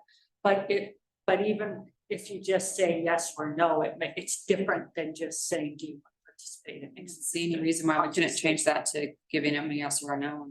Yeah, so that's, I don't know. I've got feedback from members on, well, I never signed up for that. Yeah. And it's like, well, you don't know, you never did. You have to into it, so. So, like, if you're an existing member, how do you sign? You can go online. Oh, Or is it you on? can call. We can call in. You can call it. I mean, should we vote that? So, We do. okay. Sign up, Mike. Yeah, I don't know if I'm signed up or not. I have no idea. So that's the thing. Typically things that you put out in the CCL or run a thing on Yeah. the website about. I mean, it'd be nice if, when people log in. Yeah. I mean, maybe they can, I don't know. Yeah, Is we your can put a bill, little is your tickler bill for always, this. I don't never looked at it, I have no idea what If it's always a round number, you're in. you're. Oh, it could be. And our recommendation is that these be opt-in programs rather than default. Yeah, the default's good for us, but it's really not good for the members. Okay, We can definitely add that in our program section. No, I do not. just that was a lower, another. Mandatory field. Yeah, I Okay. think it looks nice because Are the we- info is first, then all the rules and regs are middle, Okay. and then the signature at the end. I like it, good work. And then Amanda takes credit for that. She put a lot of work into this, and so. She'll be very excited if it passes. Okay. Shall we amend the motion? Would you? Yep, so I move to amend, motion to approve the form, To include the addition of a no, I do not wish to participate checkbox in the Clean College program. All right, Meet your needs, that'd be great. okay. That's second to the amendment. I'll second. All in favor of the amendment? Any opposed? No. All, and then, I need to vote on the. Oh. Are we done? Oh, I Craig, just, your. This service address, if you're a renter, owner, rent owners. Just owner's name and phone, do we want their address there? Town landlords, or I don't know, that's kind of nitpicking. That just popped up. Is that enough info at your end? I can double check with Amanda. I would assume it is, since the application was really built around where their needs, Service. where they were missing information that they needed. And previously on the old one, they did not have the owner's address, they just had name and And number. once you get service address, it's in your database anyway. Yeah. Sorry. okay, all in favor of the, or is there a motion to approve it as amended? Or did we already take care of that? Okay, we already took care of it. All right, moving along, sorry, you guys. Did we vote? Well, that's Or what did I we thought, we just- voted. We voted on We the voted on the amendment. amendment. Okay, now we need to vote on the I think- amended motion. I think so. Oh, yeah, well, that's what I okay. Getting this. All in favor of adopting the member application as amended? Any opposed? Tell Amanda, thank you. When was the last time this was updated? Long I time couldn't, ago? yeah. I would assume a very long time. Before Amanda. Amanda's been here for 3 years. Okay. No. That's all print, it was probably long. Then, Relatively. all right, I'll move us along. Justin wants to get Bryson on the road by lunch. Net metering reconciliation timing. I put a little, description in call to order. Does anyone have any questions about that? I have no idea what that means. Maybe Virginia, because you were at Yampa, You can can talk explain about the it. differences there a little bit. So net metering customers, Mike, you're generally familiar with the fact that they're generating power. Yeah. It credits against the power that they're using. And then at the end of the year, currently at the end of the year, we true up. So if they have generated excess power from what they've used at the end of December, then they get paid the avoided cost for that power. Okay. Our true up is in December.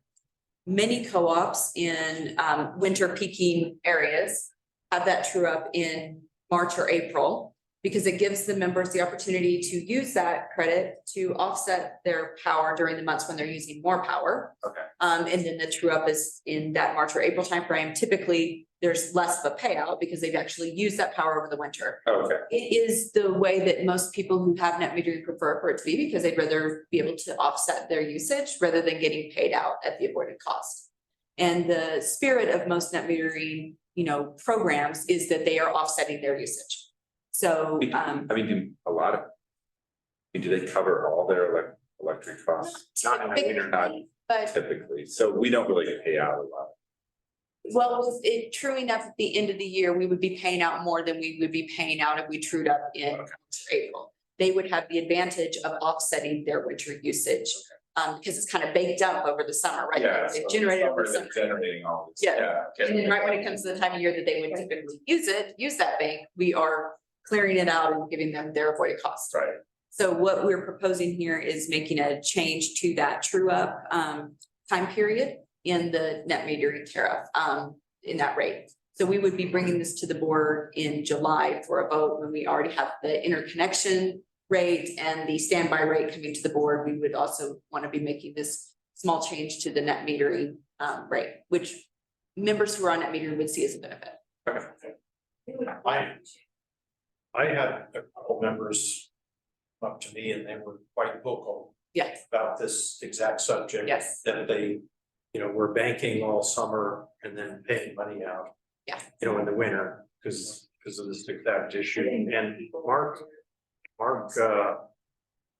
at that time, Mark explained, well, it was difficult to do it because the billing was, and he actually called those members and explained to us that, yeah, we could do anything we wanted, but somehow it was tied into the NISC, the billing programs. Is there any yeah. difficulties there? I heard that that was a challenge here in the past, but I would say the billing software that we use here is the same billing software that we used at DMEA and Yampa Valley. And we at both of those co-ops, we did a March, April true up. So it's not impossible. It certainly can be done, and it's done in the state. I'd be in favor of this because it would, take two members in my district. We used to, prior to NISC, Mountain Park's tariff allowed a continuous rollover. And when we changed to NISC, we stopped that, and it created a bit of a fear. This would help get us back on the path to doing what other co-ops around us. And do. many co-ops around. The wholesale rate or The blended wholesale rate. blended wholesale? So The excess. The excess, The excess, right? the annual excess. many co-ops also moved away. All that I know of moved away from that continual rollover bank around the same time frame. So every co-op I've ever, paid attention to has a true up, like we're doing just in. We just pay a cap. Okay. Where do you go bank it? Why do we need It's to a wait bill till credit. July instead of approving this today? Well, we can approve this today, directing the staff to make that amendment to the tariff, but the board will need to approve The amended tariff.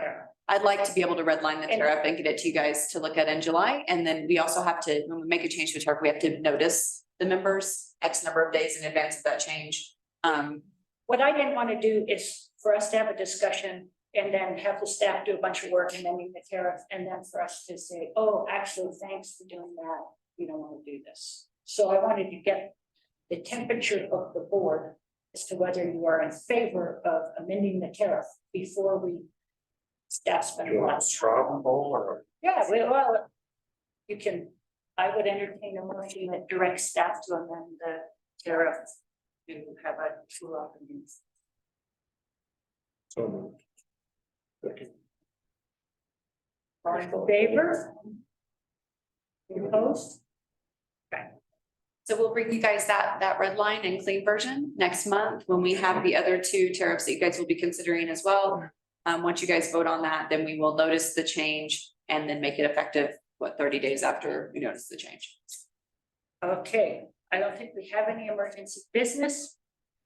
Let's take a quick break for until. Fine. 2 minutes? She's starting. Okay, break for 10, I understand that the bathrooms are. Yeah. Right. yes. That's cool. I mean, it's just. It's right. Oh. Yeah. And it's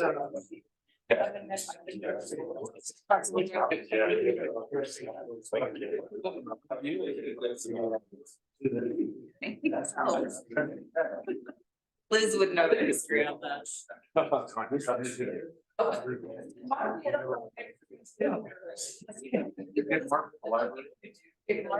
No.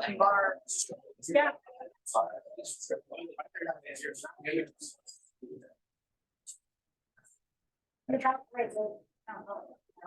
I don't like. Appreciate it. Upstairs or downstairs? Downstairs. Downstairs. The 600-year-old. That's.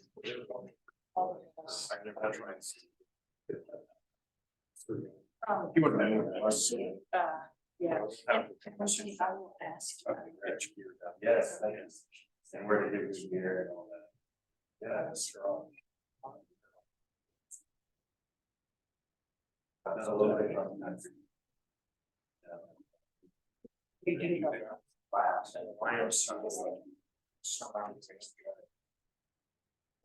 Yeah, I just.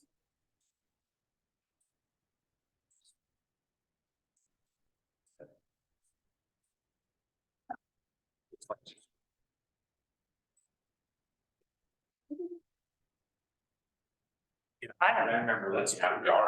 Yeah, how did you end up? Oh, and. Yeah, I tried that. It seemed too bad, because it used to pay lower, but it closed after a year.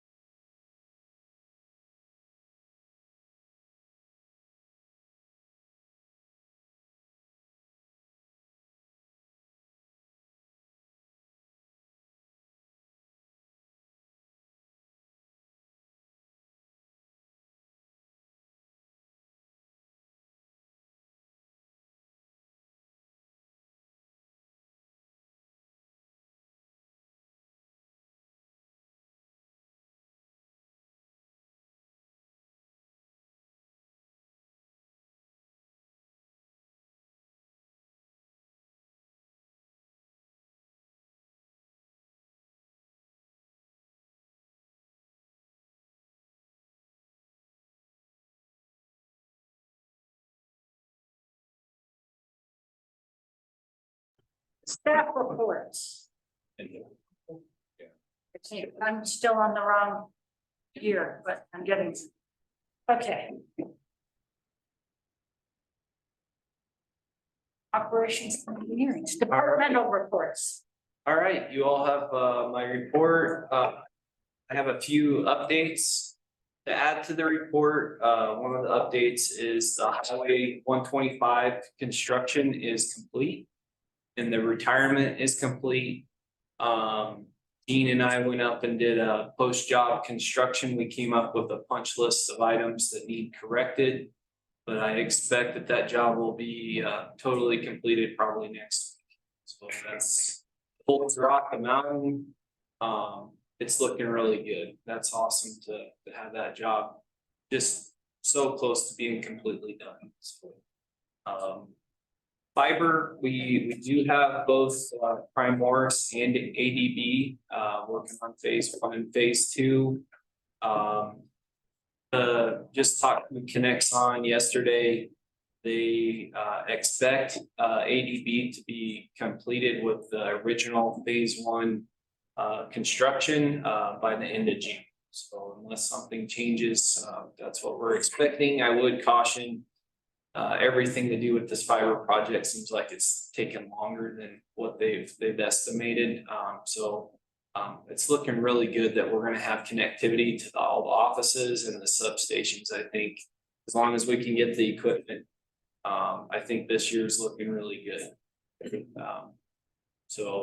That's a positive note. Also, last board meeting, actually 2 board meetings ago when we were up in Walden, it was brought up the fiber in between the schools there up in Walden, that long time ago that Mountain Parks had said we'd help get fiber in between the schools.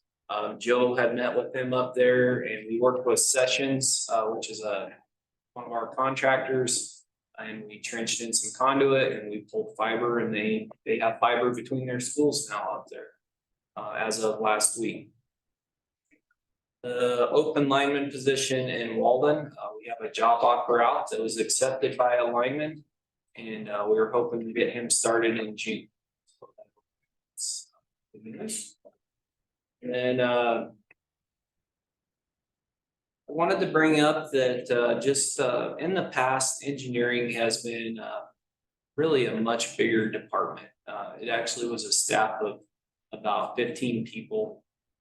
It had probably 5 to 6 takers. It just was a bigger department, and we had the downturn in the economy and it just kind of got slimmed down.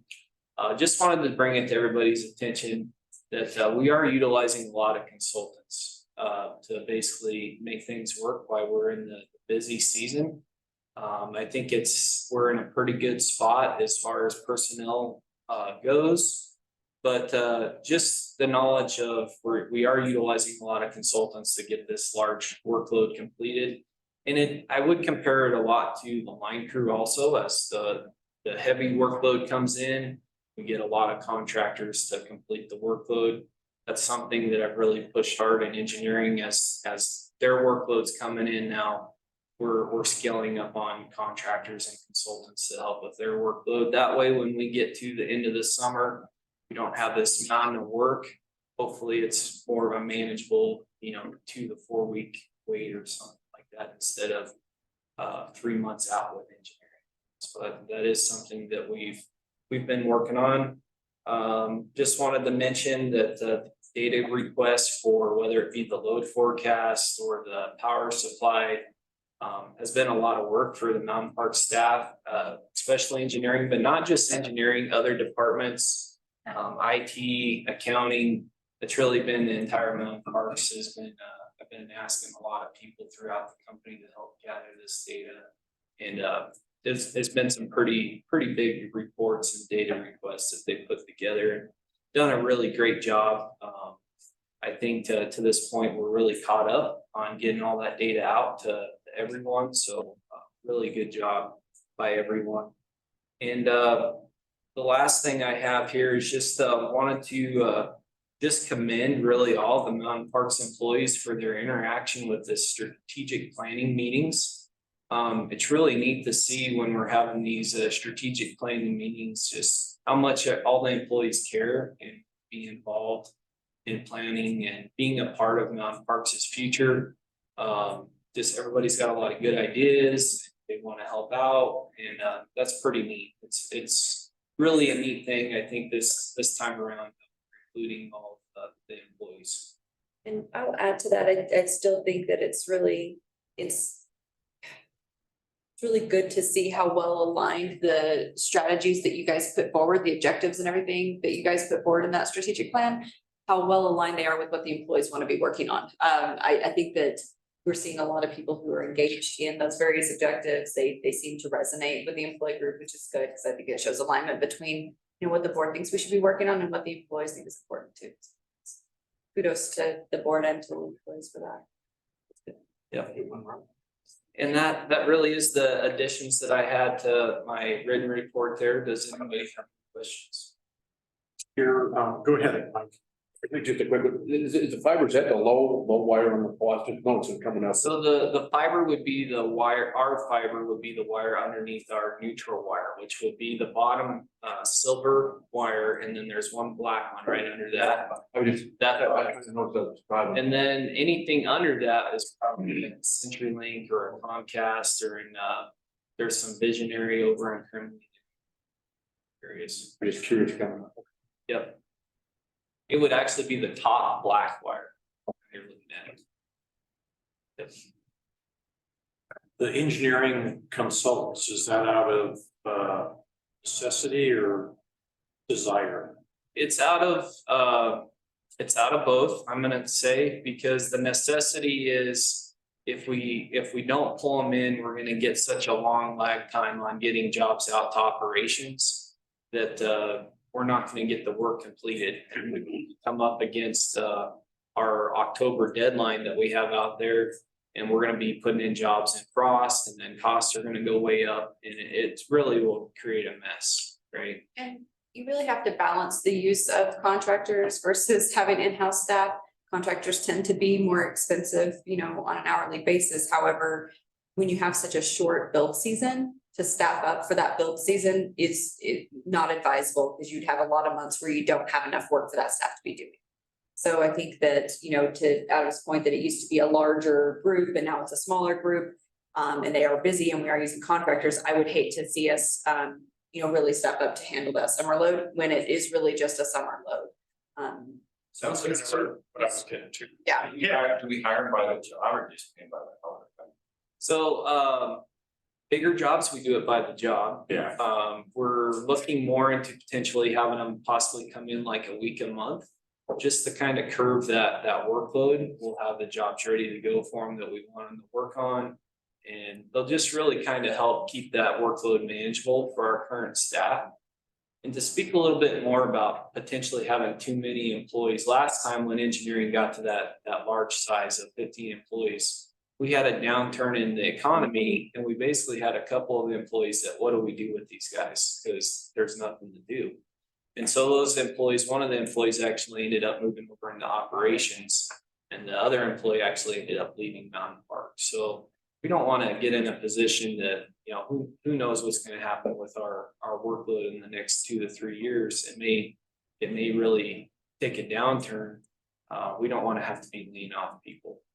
So utilizing those consultants in the summertime allows us to get through the workload without potentially having too many employees. Thanks, Howard. Emily. Hey, so, as y'all can see on the board report, April, year to date, we are underperforming to budget by 25%. That is a lot, but, you know, we'll just keep a close eye on it. The way that we changed how we recognize our revenues and our cost of power in the same month is partially impacted. Where we've come into budget, and also to be completely transparent with you guys, I am not entirely sure how the budget was derived in the first place. The cost of power portion and revenue sort of tracks to historical data, not exactly.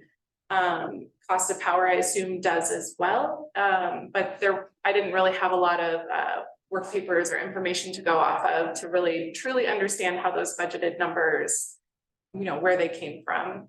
So I can only sort of speculate that, I mean, we know that change in reporting revenue in the month where it actually was earned definitely impacts this budget, our actuals to budget by at least 374,000, right around there. The cost of power exceeding budget is not explained by that same change. So I'm not sure why cost of power came in so different from budget, to be honest. We have just some really big demand peaks that we didn't expect to. Well, if you think of like, if revenues are pretty much on track with what April actuals from 2022 would have been, which they are, they're pretty much in line.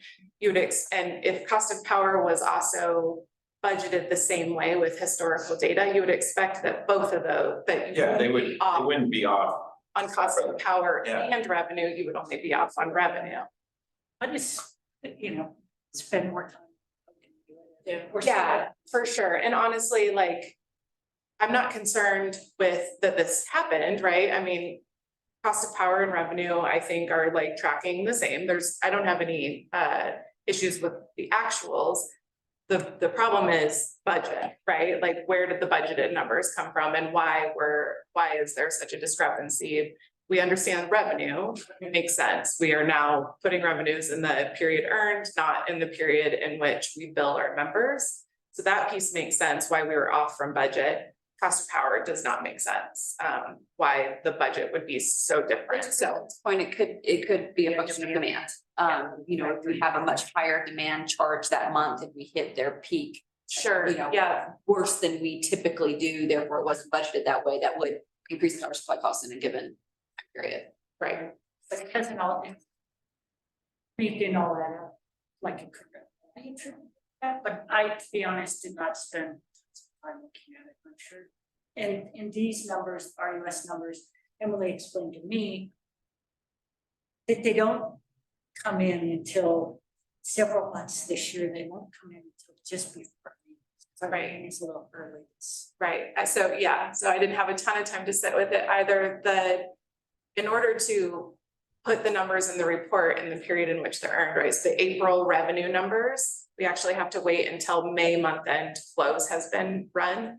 So we didn't actually have these numbers until June 1st, put into this report. So not a lot of time to sit with it and spend with it.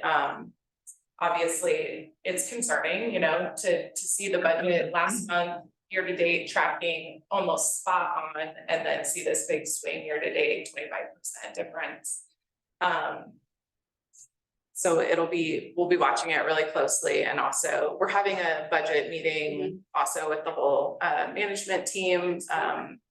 So we'll, be looking at it, making sure. I'm gonna try to see if I can figure out how cost of power was budgeted, or what's creating some of these swings.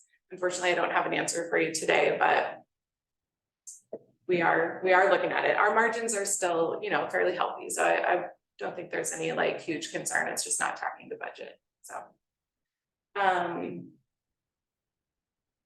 really not much else to report on the financials. I mean, everything else is sort of tracking as it has been. We saw an increase, still 2% increase in our total assets year over year. Cash position still looks pretty good, again, with the knowledge that some of that is restricted, or some of that includes the deferred revenue. The 9.3 million would really be about $3 million after taking out those other factors. We have seen a large decrease in our cash position year over year. But you'll see the increase in total utility plant and inventory on hand more than makes up for that. So that explains where that cash has gone. I included the liquidity or the ratios I included last month. I would like to, as I continue to compile data, instead of just putting them in here for you guys, I'm going to start charting them. So you can actually see the change in those ratios month over month. And then the last thing I wanted to make the board aware of, last month I reported to you all that for that day, we were testing the income payment option, which is that QR code, or I guess it's not a QR code, the barcode on the bills. And the testing actually failed. It did not work, unfortunately. So NISC, it sounds like it's more at the vendor side of things. The vendors are used to accepting some sort of payment card for these types of utility payments. They're not used to seeing this barcode, I guess. So NISC is working with those vendors to get them up to speed and I guess train them up on how to use this. I do not have an update as to where we're at in that process right now. I just know that currently we still cannot use the barcode payment option. And that's all that I have. Any questions? Questions for Emily? Okay, go. So you have my written report, and I just want to draw some attention to the very last bullet point. Last month, it was asked that I share our know before results with this group. And just before, or just as we were preparing that report, we learned that our know before results were wrong. Two of our different security systems, for lack of a better word, conspired to skew our statistics. So the spam filter was, in many cases, actually clicking on the links in these test emails and therefore registering a failed test. It was something that has been incrementally increasing since around November. And we have been bringing this up at several staff meetings internally. Why are we doing so poorly? Why are we doing so poorly? And I could not figure out why. We assigned people extra trainings. We've done all kinds of things. And it kept getting worse. So finally, it happened to three of us in IT. Think you believed it. Yeah. Well, we never actually received the email because the spam filter caught it, detonated the payload in the email. It registered as a click, but it filtered it. It never even wound up in our inboxes. So after looking into that and working through with both of the vendors or both of the systems in question, the best solution was we fixed the problem with the filter and we've created white lists, although they were in there, they needed to be a little enhanced, I guess, or a little more specific white lists to allow these to get through the filtering system. But we had no choice from the know before side, but to reset our statistics back to zero.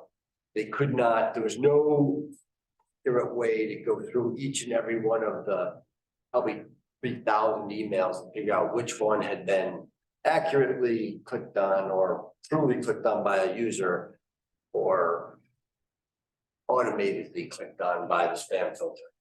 So Your spam filter's catching. yeah, but that It's cool the spam filter's catching it. exactly, yeah, it's actually, we're very happy with this filter itself, but these cloud services, they make these incremental changes and they change their algorithm. So it didn't happen for the first year that we have these two services working together. They were working perfectly. And they've changed their algorithm to dig a little deeper into these emails. And you don't even really know what's happening. Yeah. So that's why that's not in the report. With that, if there are any other questions about my report, I'm happy to answer those. Yes. So I've noticed when I see the note before dash that it says I failed one test because I clicked on the link, and I was like, swear to God, I haven't, is that, okay. The other thing that I have found confusing is it says like that they sent 30 test emails to see if I would report spam. Right. But I don't recall ever seeing those or having the opportunity to report that, it's just because our spam filter is filtered in. Yes, a lot of times that was the case, not all the time. But on the iPads, we haven't rolled out the little fish button yet. There's a little bit of complexity with how you do that. It's a little add-on to Outlook. That when you find one of these, you select that fish button and it actually reports back to know before that you correctly identified it. We haven't rolled out in the desktop version of Outlook for the users. We have not rolled it out to the iPads. Like I said, there's a little bit of a snag with the way our mobile device management software works and that fish button, you know, they don't. So theoretically, if an email comes through and it's not a phishing test email, but it's a real phishing email, and someone on the laptop presses that fish button, Correct. it goes to know before, and then they notify you Correct. that, hey, this This is, is real. okay. And it did get through the filter, and actually, they will even go so far as to research it and define, and then publish that list, let other spam services know about. Perfect. So I'm just looking at what I put in junk. Everything starts with caution, this email originated from outside of MPEI. That's done by us. Yeah, and I just drag those to junk. I don't even look at them. So it could be legitimate. So if someone has an MPEI.com email address, it will not have that banner on. All that's telling you is when it comes into our system, It could come from CREA or. it could be a legitimate email. I'm here first. But if it says it's from Virginia and it has that, that is. If I recognize it, then it's. Yes, yes. If I don't, it goes to junk. Fair enough. Yep. Fair enough. Okay, anything else? So sorry, but what happened? Angie, Okay, just a couple updates, I think, on my report. So all of the positions, except for the meter tech and the safety coordinator, we are looking at different options for those two positions, exploring different options and maybe not posting those. We're still looking. So like Adam said, the Walden position for the lineman, that individual should be here on the 22nd of June. Otherwise, we are fully staffed for the time being. Housing committee is set to meet again next week. I think we've had some really good discussions, some really good suggestions and alternatives and thinking outside of the box. So really happy with the way that's going. Otherwise, I think that is it. I'm still working on 1 or 2 different trainings as far as safety topics go, but otherwise we are set for the year for at least the OSHA required trainings. So we should be good there as well. it's for Angie. I have one question, the triplex, when it closes, we're gonna use the Winter Park sale money for the majority of that and then cash for the remainder. And so the housing, what is there funding for the housing committee going forward? Is there funding that they get to play with and discuss? How is that gonna Yeah, work? that's a question that our employees ask too. So I'm looking at housing from a kind of a multifaceted approach. One piece is properties that we own or manage, right? Like the triplex. The other piece is programs. A program would be rental assistance, down payment assistance, things like that. So we will have a budget for programs that's separate from the assets that we own. I don't think that purchasing the triplex gets rid of all of our housing needs. I think that we still have some programmatic needs, so that would be a separate budget. And any recommendations the housing committee comes up with, we will formalize here's our set of programs that we would like to implement. Here's the, anticipated annual budget associated with those, and then bring them to the board for final approval, because there will be a budget associated with those activities. And does our budget now have a line item for? I think it's rolled in, I'd have to go back and look at it. Yeah. I guess one of my, as I've talked about this with Virginia, I feel like the board needs to, we talked a little bit about this in strategic planning. We want to retain and recruit employees. They're good and we keep them. And how that gets done is kind of up to the general manager and the tactical part. And it is going to have a budgetary impact. And she needs to be thinking about what she needs to do to accomplish that goal. And as a board, we need to be supportive of it. Now, if she comes back and says it's going to take $10 million a year to do it, this board might be less receptive than a smaller amount. But ultimately, we need to listen to what they come.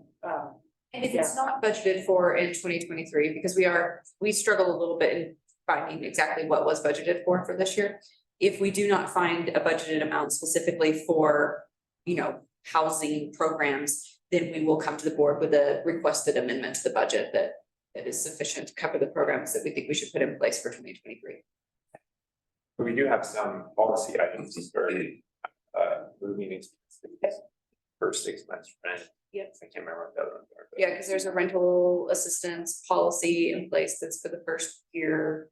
There's moving expenses up to X amount of dollars. Yeah, so we use those now, like those are actively used within the organization. Some of those we might have some recommended changes to those too. But we're considering all of that. And definitely if there's changes that need to be made to the budget in order to accomplish, what we think we need to accomplish, then we'll bring it to the board for. Any other questions? Right. Aaron. Well, Yeah, so let's sit with Aaron's report. This is technically Rob's report, right? Aaron just got here this week. So we can look through Rob's report. If you have any questions, I might be able to answer most of them. But then I would like to take this opportunity before we dig into this report to introduce Aaron to you all. I know you've all kind of met him a little bit, but this is Aaron Street. He is our new manager of member relations, and he comes to us from the city of Hot Springs, Arkansas, where he managed their communications and marketing, Yes. the exact same thing. Very similar to what I'll do here. Yeah. And prior to that, he had a lot of years as the director of the communications and marketing outreach department at a university in Arkansas. So I've actually known Aaron for a very long time. We went to college together. So I'm excited to have him be part of the team. I know he's a really good worker and a very competent person. So I'm very glad to have him on the team. Our entire management team went through the interview process for all of the candidates for this position, and he was a sure winner with all of us. So we're excited for it. But I'll let Aaron, you introduce them, tell them a little bit about your background. So yeah, we came here almost 2 weeks ago. My wife, I have a 16-year-old son. He'll be going to high school here, and we're all super excited to join this community.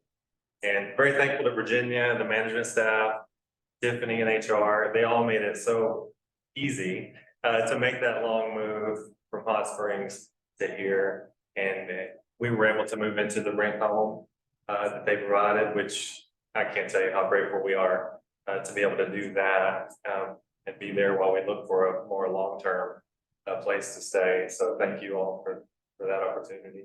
And I haven't met all the employees yet at Mountain Parks, but everyone that I have met has been super kind and welcoming. And it's a great place to work. I can tell already. So I'm super excited. I know I have big shoes to fill with Rob. He did great work, and I was very thankful to him. Because yesterday we sat down for hours, and he handed off to me binders and a calendar for the year, So it's a bit overwhelming to ingest it all in a few hours. But I'm thankful to have it and I'm excited to work for our members. Glad to be here. Welcome. Thank you. How do you spell your last name for the notes? It's Street, STREET. Okay.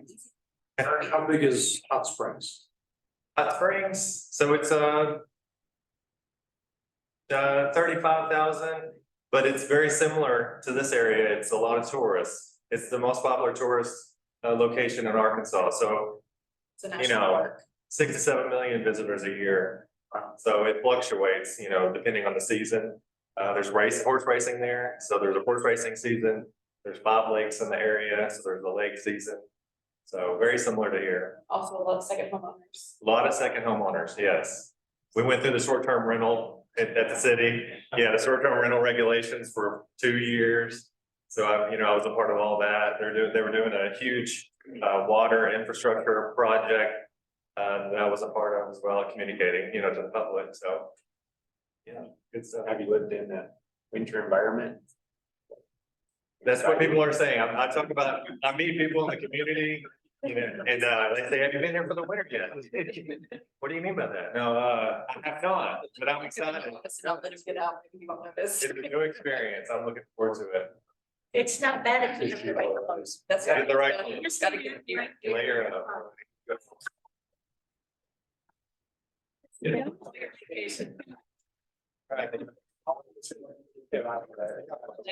Yeah, Do you know how to ski or? I need some ski lessons. Or do you ski a lot? Just to help you with that. Can I get some ski lessons? It'll all be good. I'm sure patients are there now. That'll be good. I thought you were gonna, rector. What district are you? 2? 4. 4, I thought the Eight, probably district 9. director was announced. You can always do that.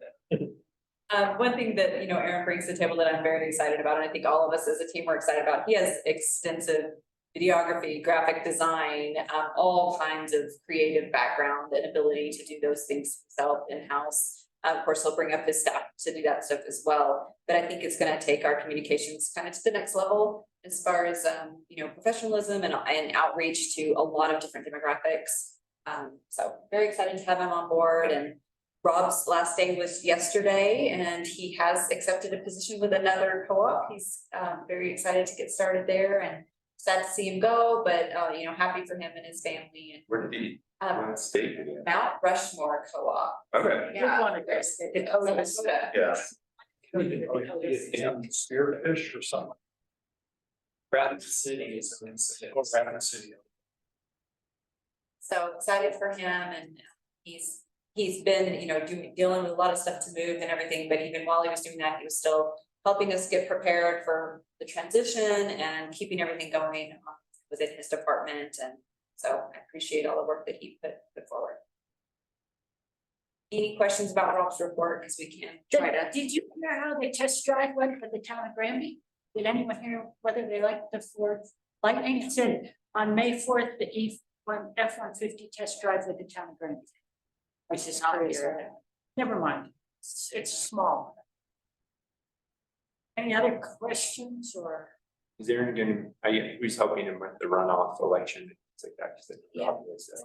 Great. I might have seen this. Amanda is, so before Rob left, he spent significant hours working with Amanda to transition that election piece. So she's the lead on it, pulling Aaron in on it. Levi's also fully up to speed on it, so, but I would say Amanda is the lead for right now.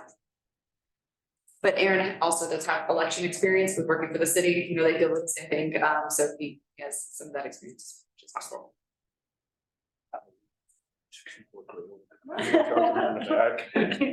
Any other questions?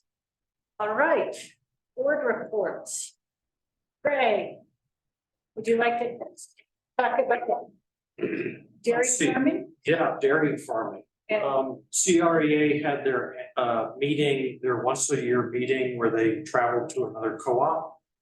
They do that annually. So a couple Thursdays ago, Thursday, May 25th, I went out to Fort Morgan.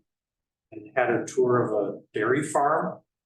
And which I wasn't super excited about, but once I learned that tour was gonna include methane digestion liquid into natural gas, I got very interested. So we spent about 2 hours touring the dairy and about 10 minutes looking at the unfinished methane digester thing. And unfortunately, it was the construction guys. And they're like, well, we just built this. Because everybody wanted to know about BTUs and how many this and how many that, and they're like, we don't know. But it was very interesting. It's basically 2 giant tanks that they take the liquid waste and filter it, heat it. And again, lots more questions, but not many answers.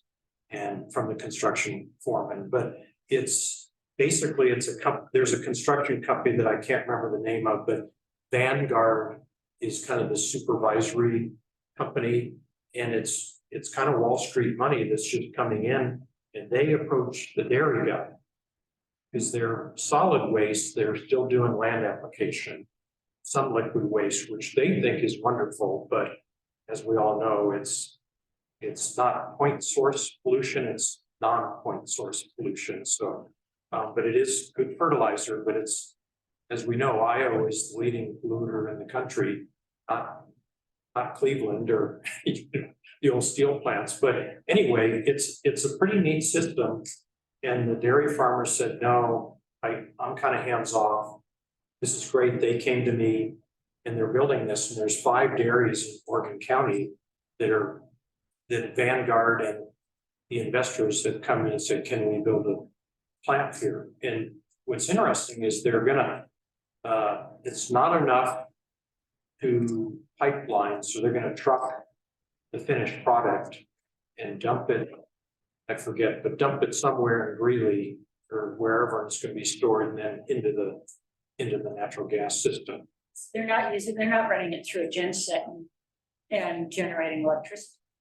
No, it's a natural gas product, but what's interesting to me is off to the side, and it's under construction, so it's not done, but I see this gigantic propane tank. And, we know propane is kind of down the list of what's the greatest source of energy. And they say, oh, that's what I'm not sure if I got the right answer, but that's what we're using to heat. The heating part of the filtering and heating process. I was kind of like, okay, that's, using one energy to create another, but I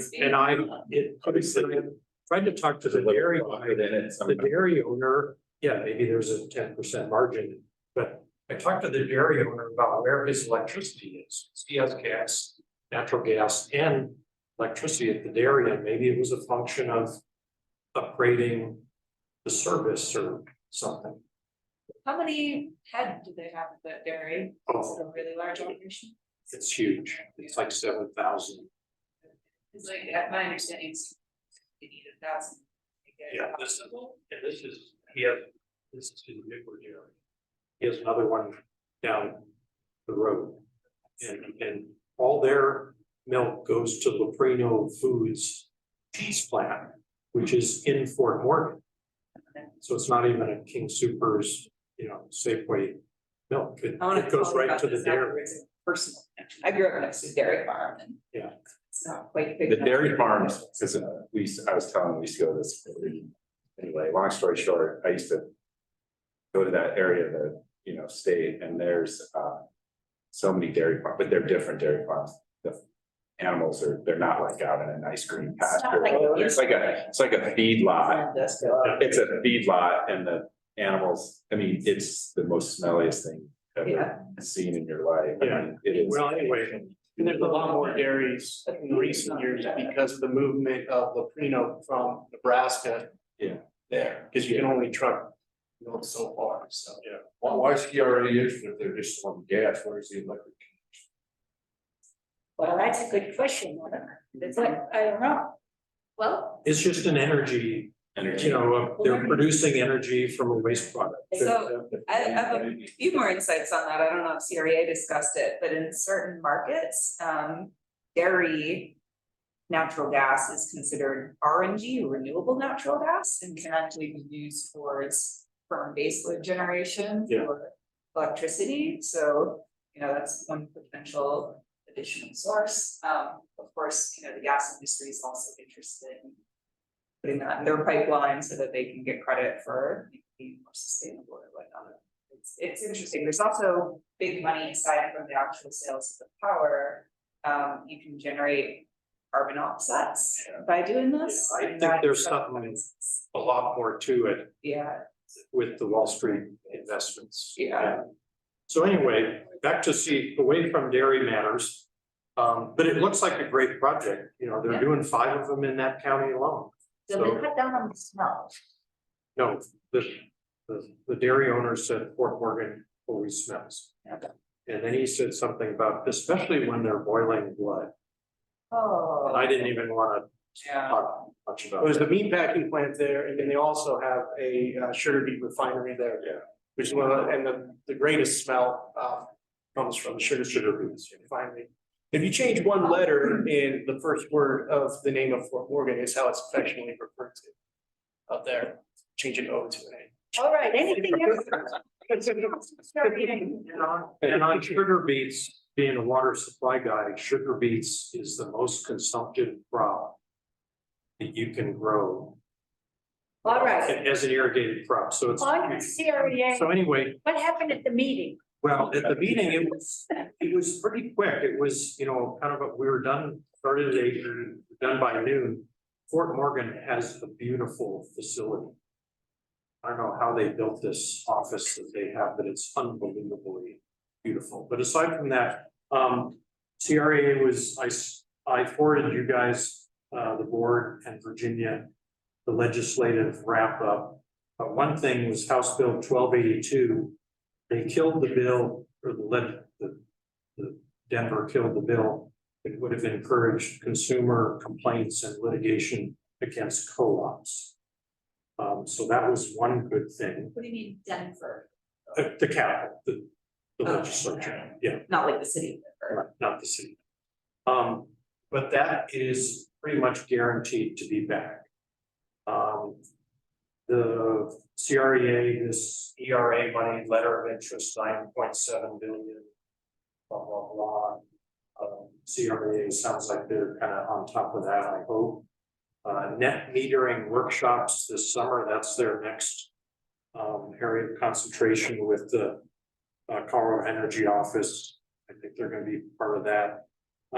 One of the distressing things, I think this kind of goes to CREA's makeup, is that the day before the Supreme Court had the case in Idaho on the wetlands, and the CREA executive director and most of the board was quite pleased with the Supreme Court decision on the dilution of power of Corps of Engineers and EPA related to wetlands issues. That was a Supreme Court case on somebody that bought a lot up in Idaho and started filling it in to build a home. And what he bought was a wetlands to start with, and he didn't want a wetlands, so he could build his house, and the Corps shut him down. Supreme Court, so that they were thrilled with, me not so much, being up here at the headwaters of the Colorado River, so we'll see where that goes in the How is future. that relevant? For what? Why was CRA discussing that? Is that Oh, relevant? because anytime you'd wanna extend your, build substation or build something that was in a wetlands. Yeah, it was just a property permitting, less government kind of thing. So that's kind of their bend in their thinking. So that's all I have to report. And I-76 has quite a few potholes, so we are not alone. All right, is there anything in Western United? We No, don't have a August. meeting. No meeting, August meeting coming up. Okay, well, we want to ask you about the Before, Dolores because they didn't pay Canyon. for it. About the Dolores, we'll move on. I think that's our committee reports, unless you want to, want to say anything more about tri-state and then. I don't You've think- pretty much put it in your reports. Yeah, I've tried to keep up with it in my reports to you guys on a weekly basis, anything that I've fitted in regarding tri-state. Because we don't have somebody in that position right now, we don't really have a board report on that. Anything I'm participating, I'll try to keep in my weekly report so you guys know what's going on there. Kristen, did you make it to Craig? I sadly did. Oh, Okay, I'm sorry, but No, it's all I do have an update, Colorado Energy Code Board released the new energy codes for Colorado, so it's published. Do visions requiring construction both commercial and residential be electric ready, so you can still use gas, but you have to have at least capacity to be able to change over to electric in the future. Those are available online if anyone cares to check out.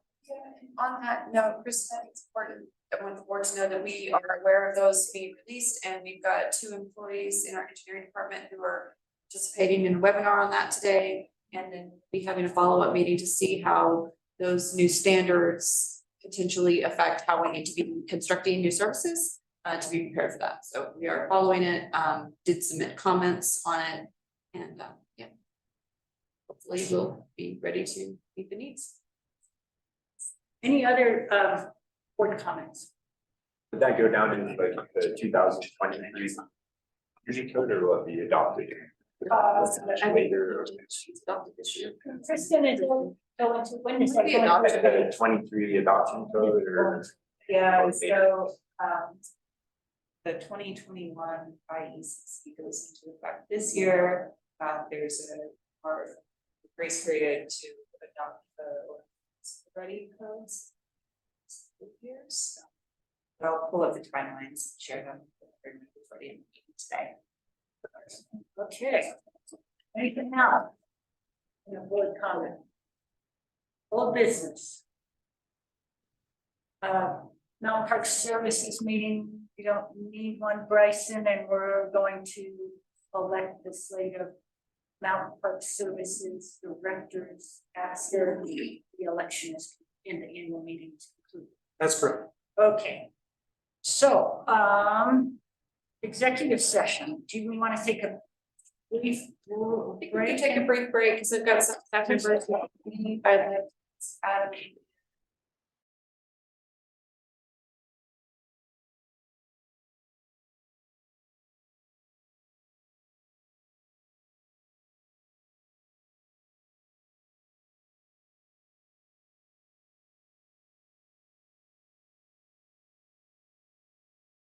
Executive session to discuss power supply and legal matters. Moved. All in favor? Okay. Now let's take a break till 11. Just to your point, the last date by which those votes can be adopted is July 2026. But the expectation is that between this summer and 2026, as codes come up in the regular cycle. Yeah. Yeah. Happens there was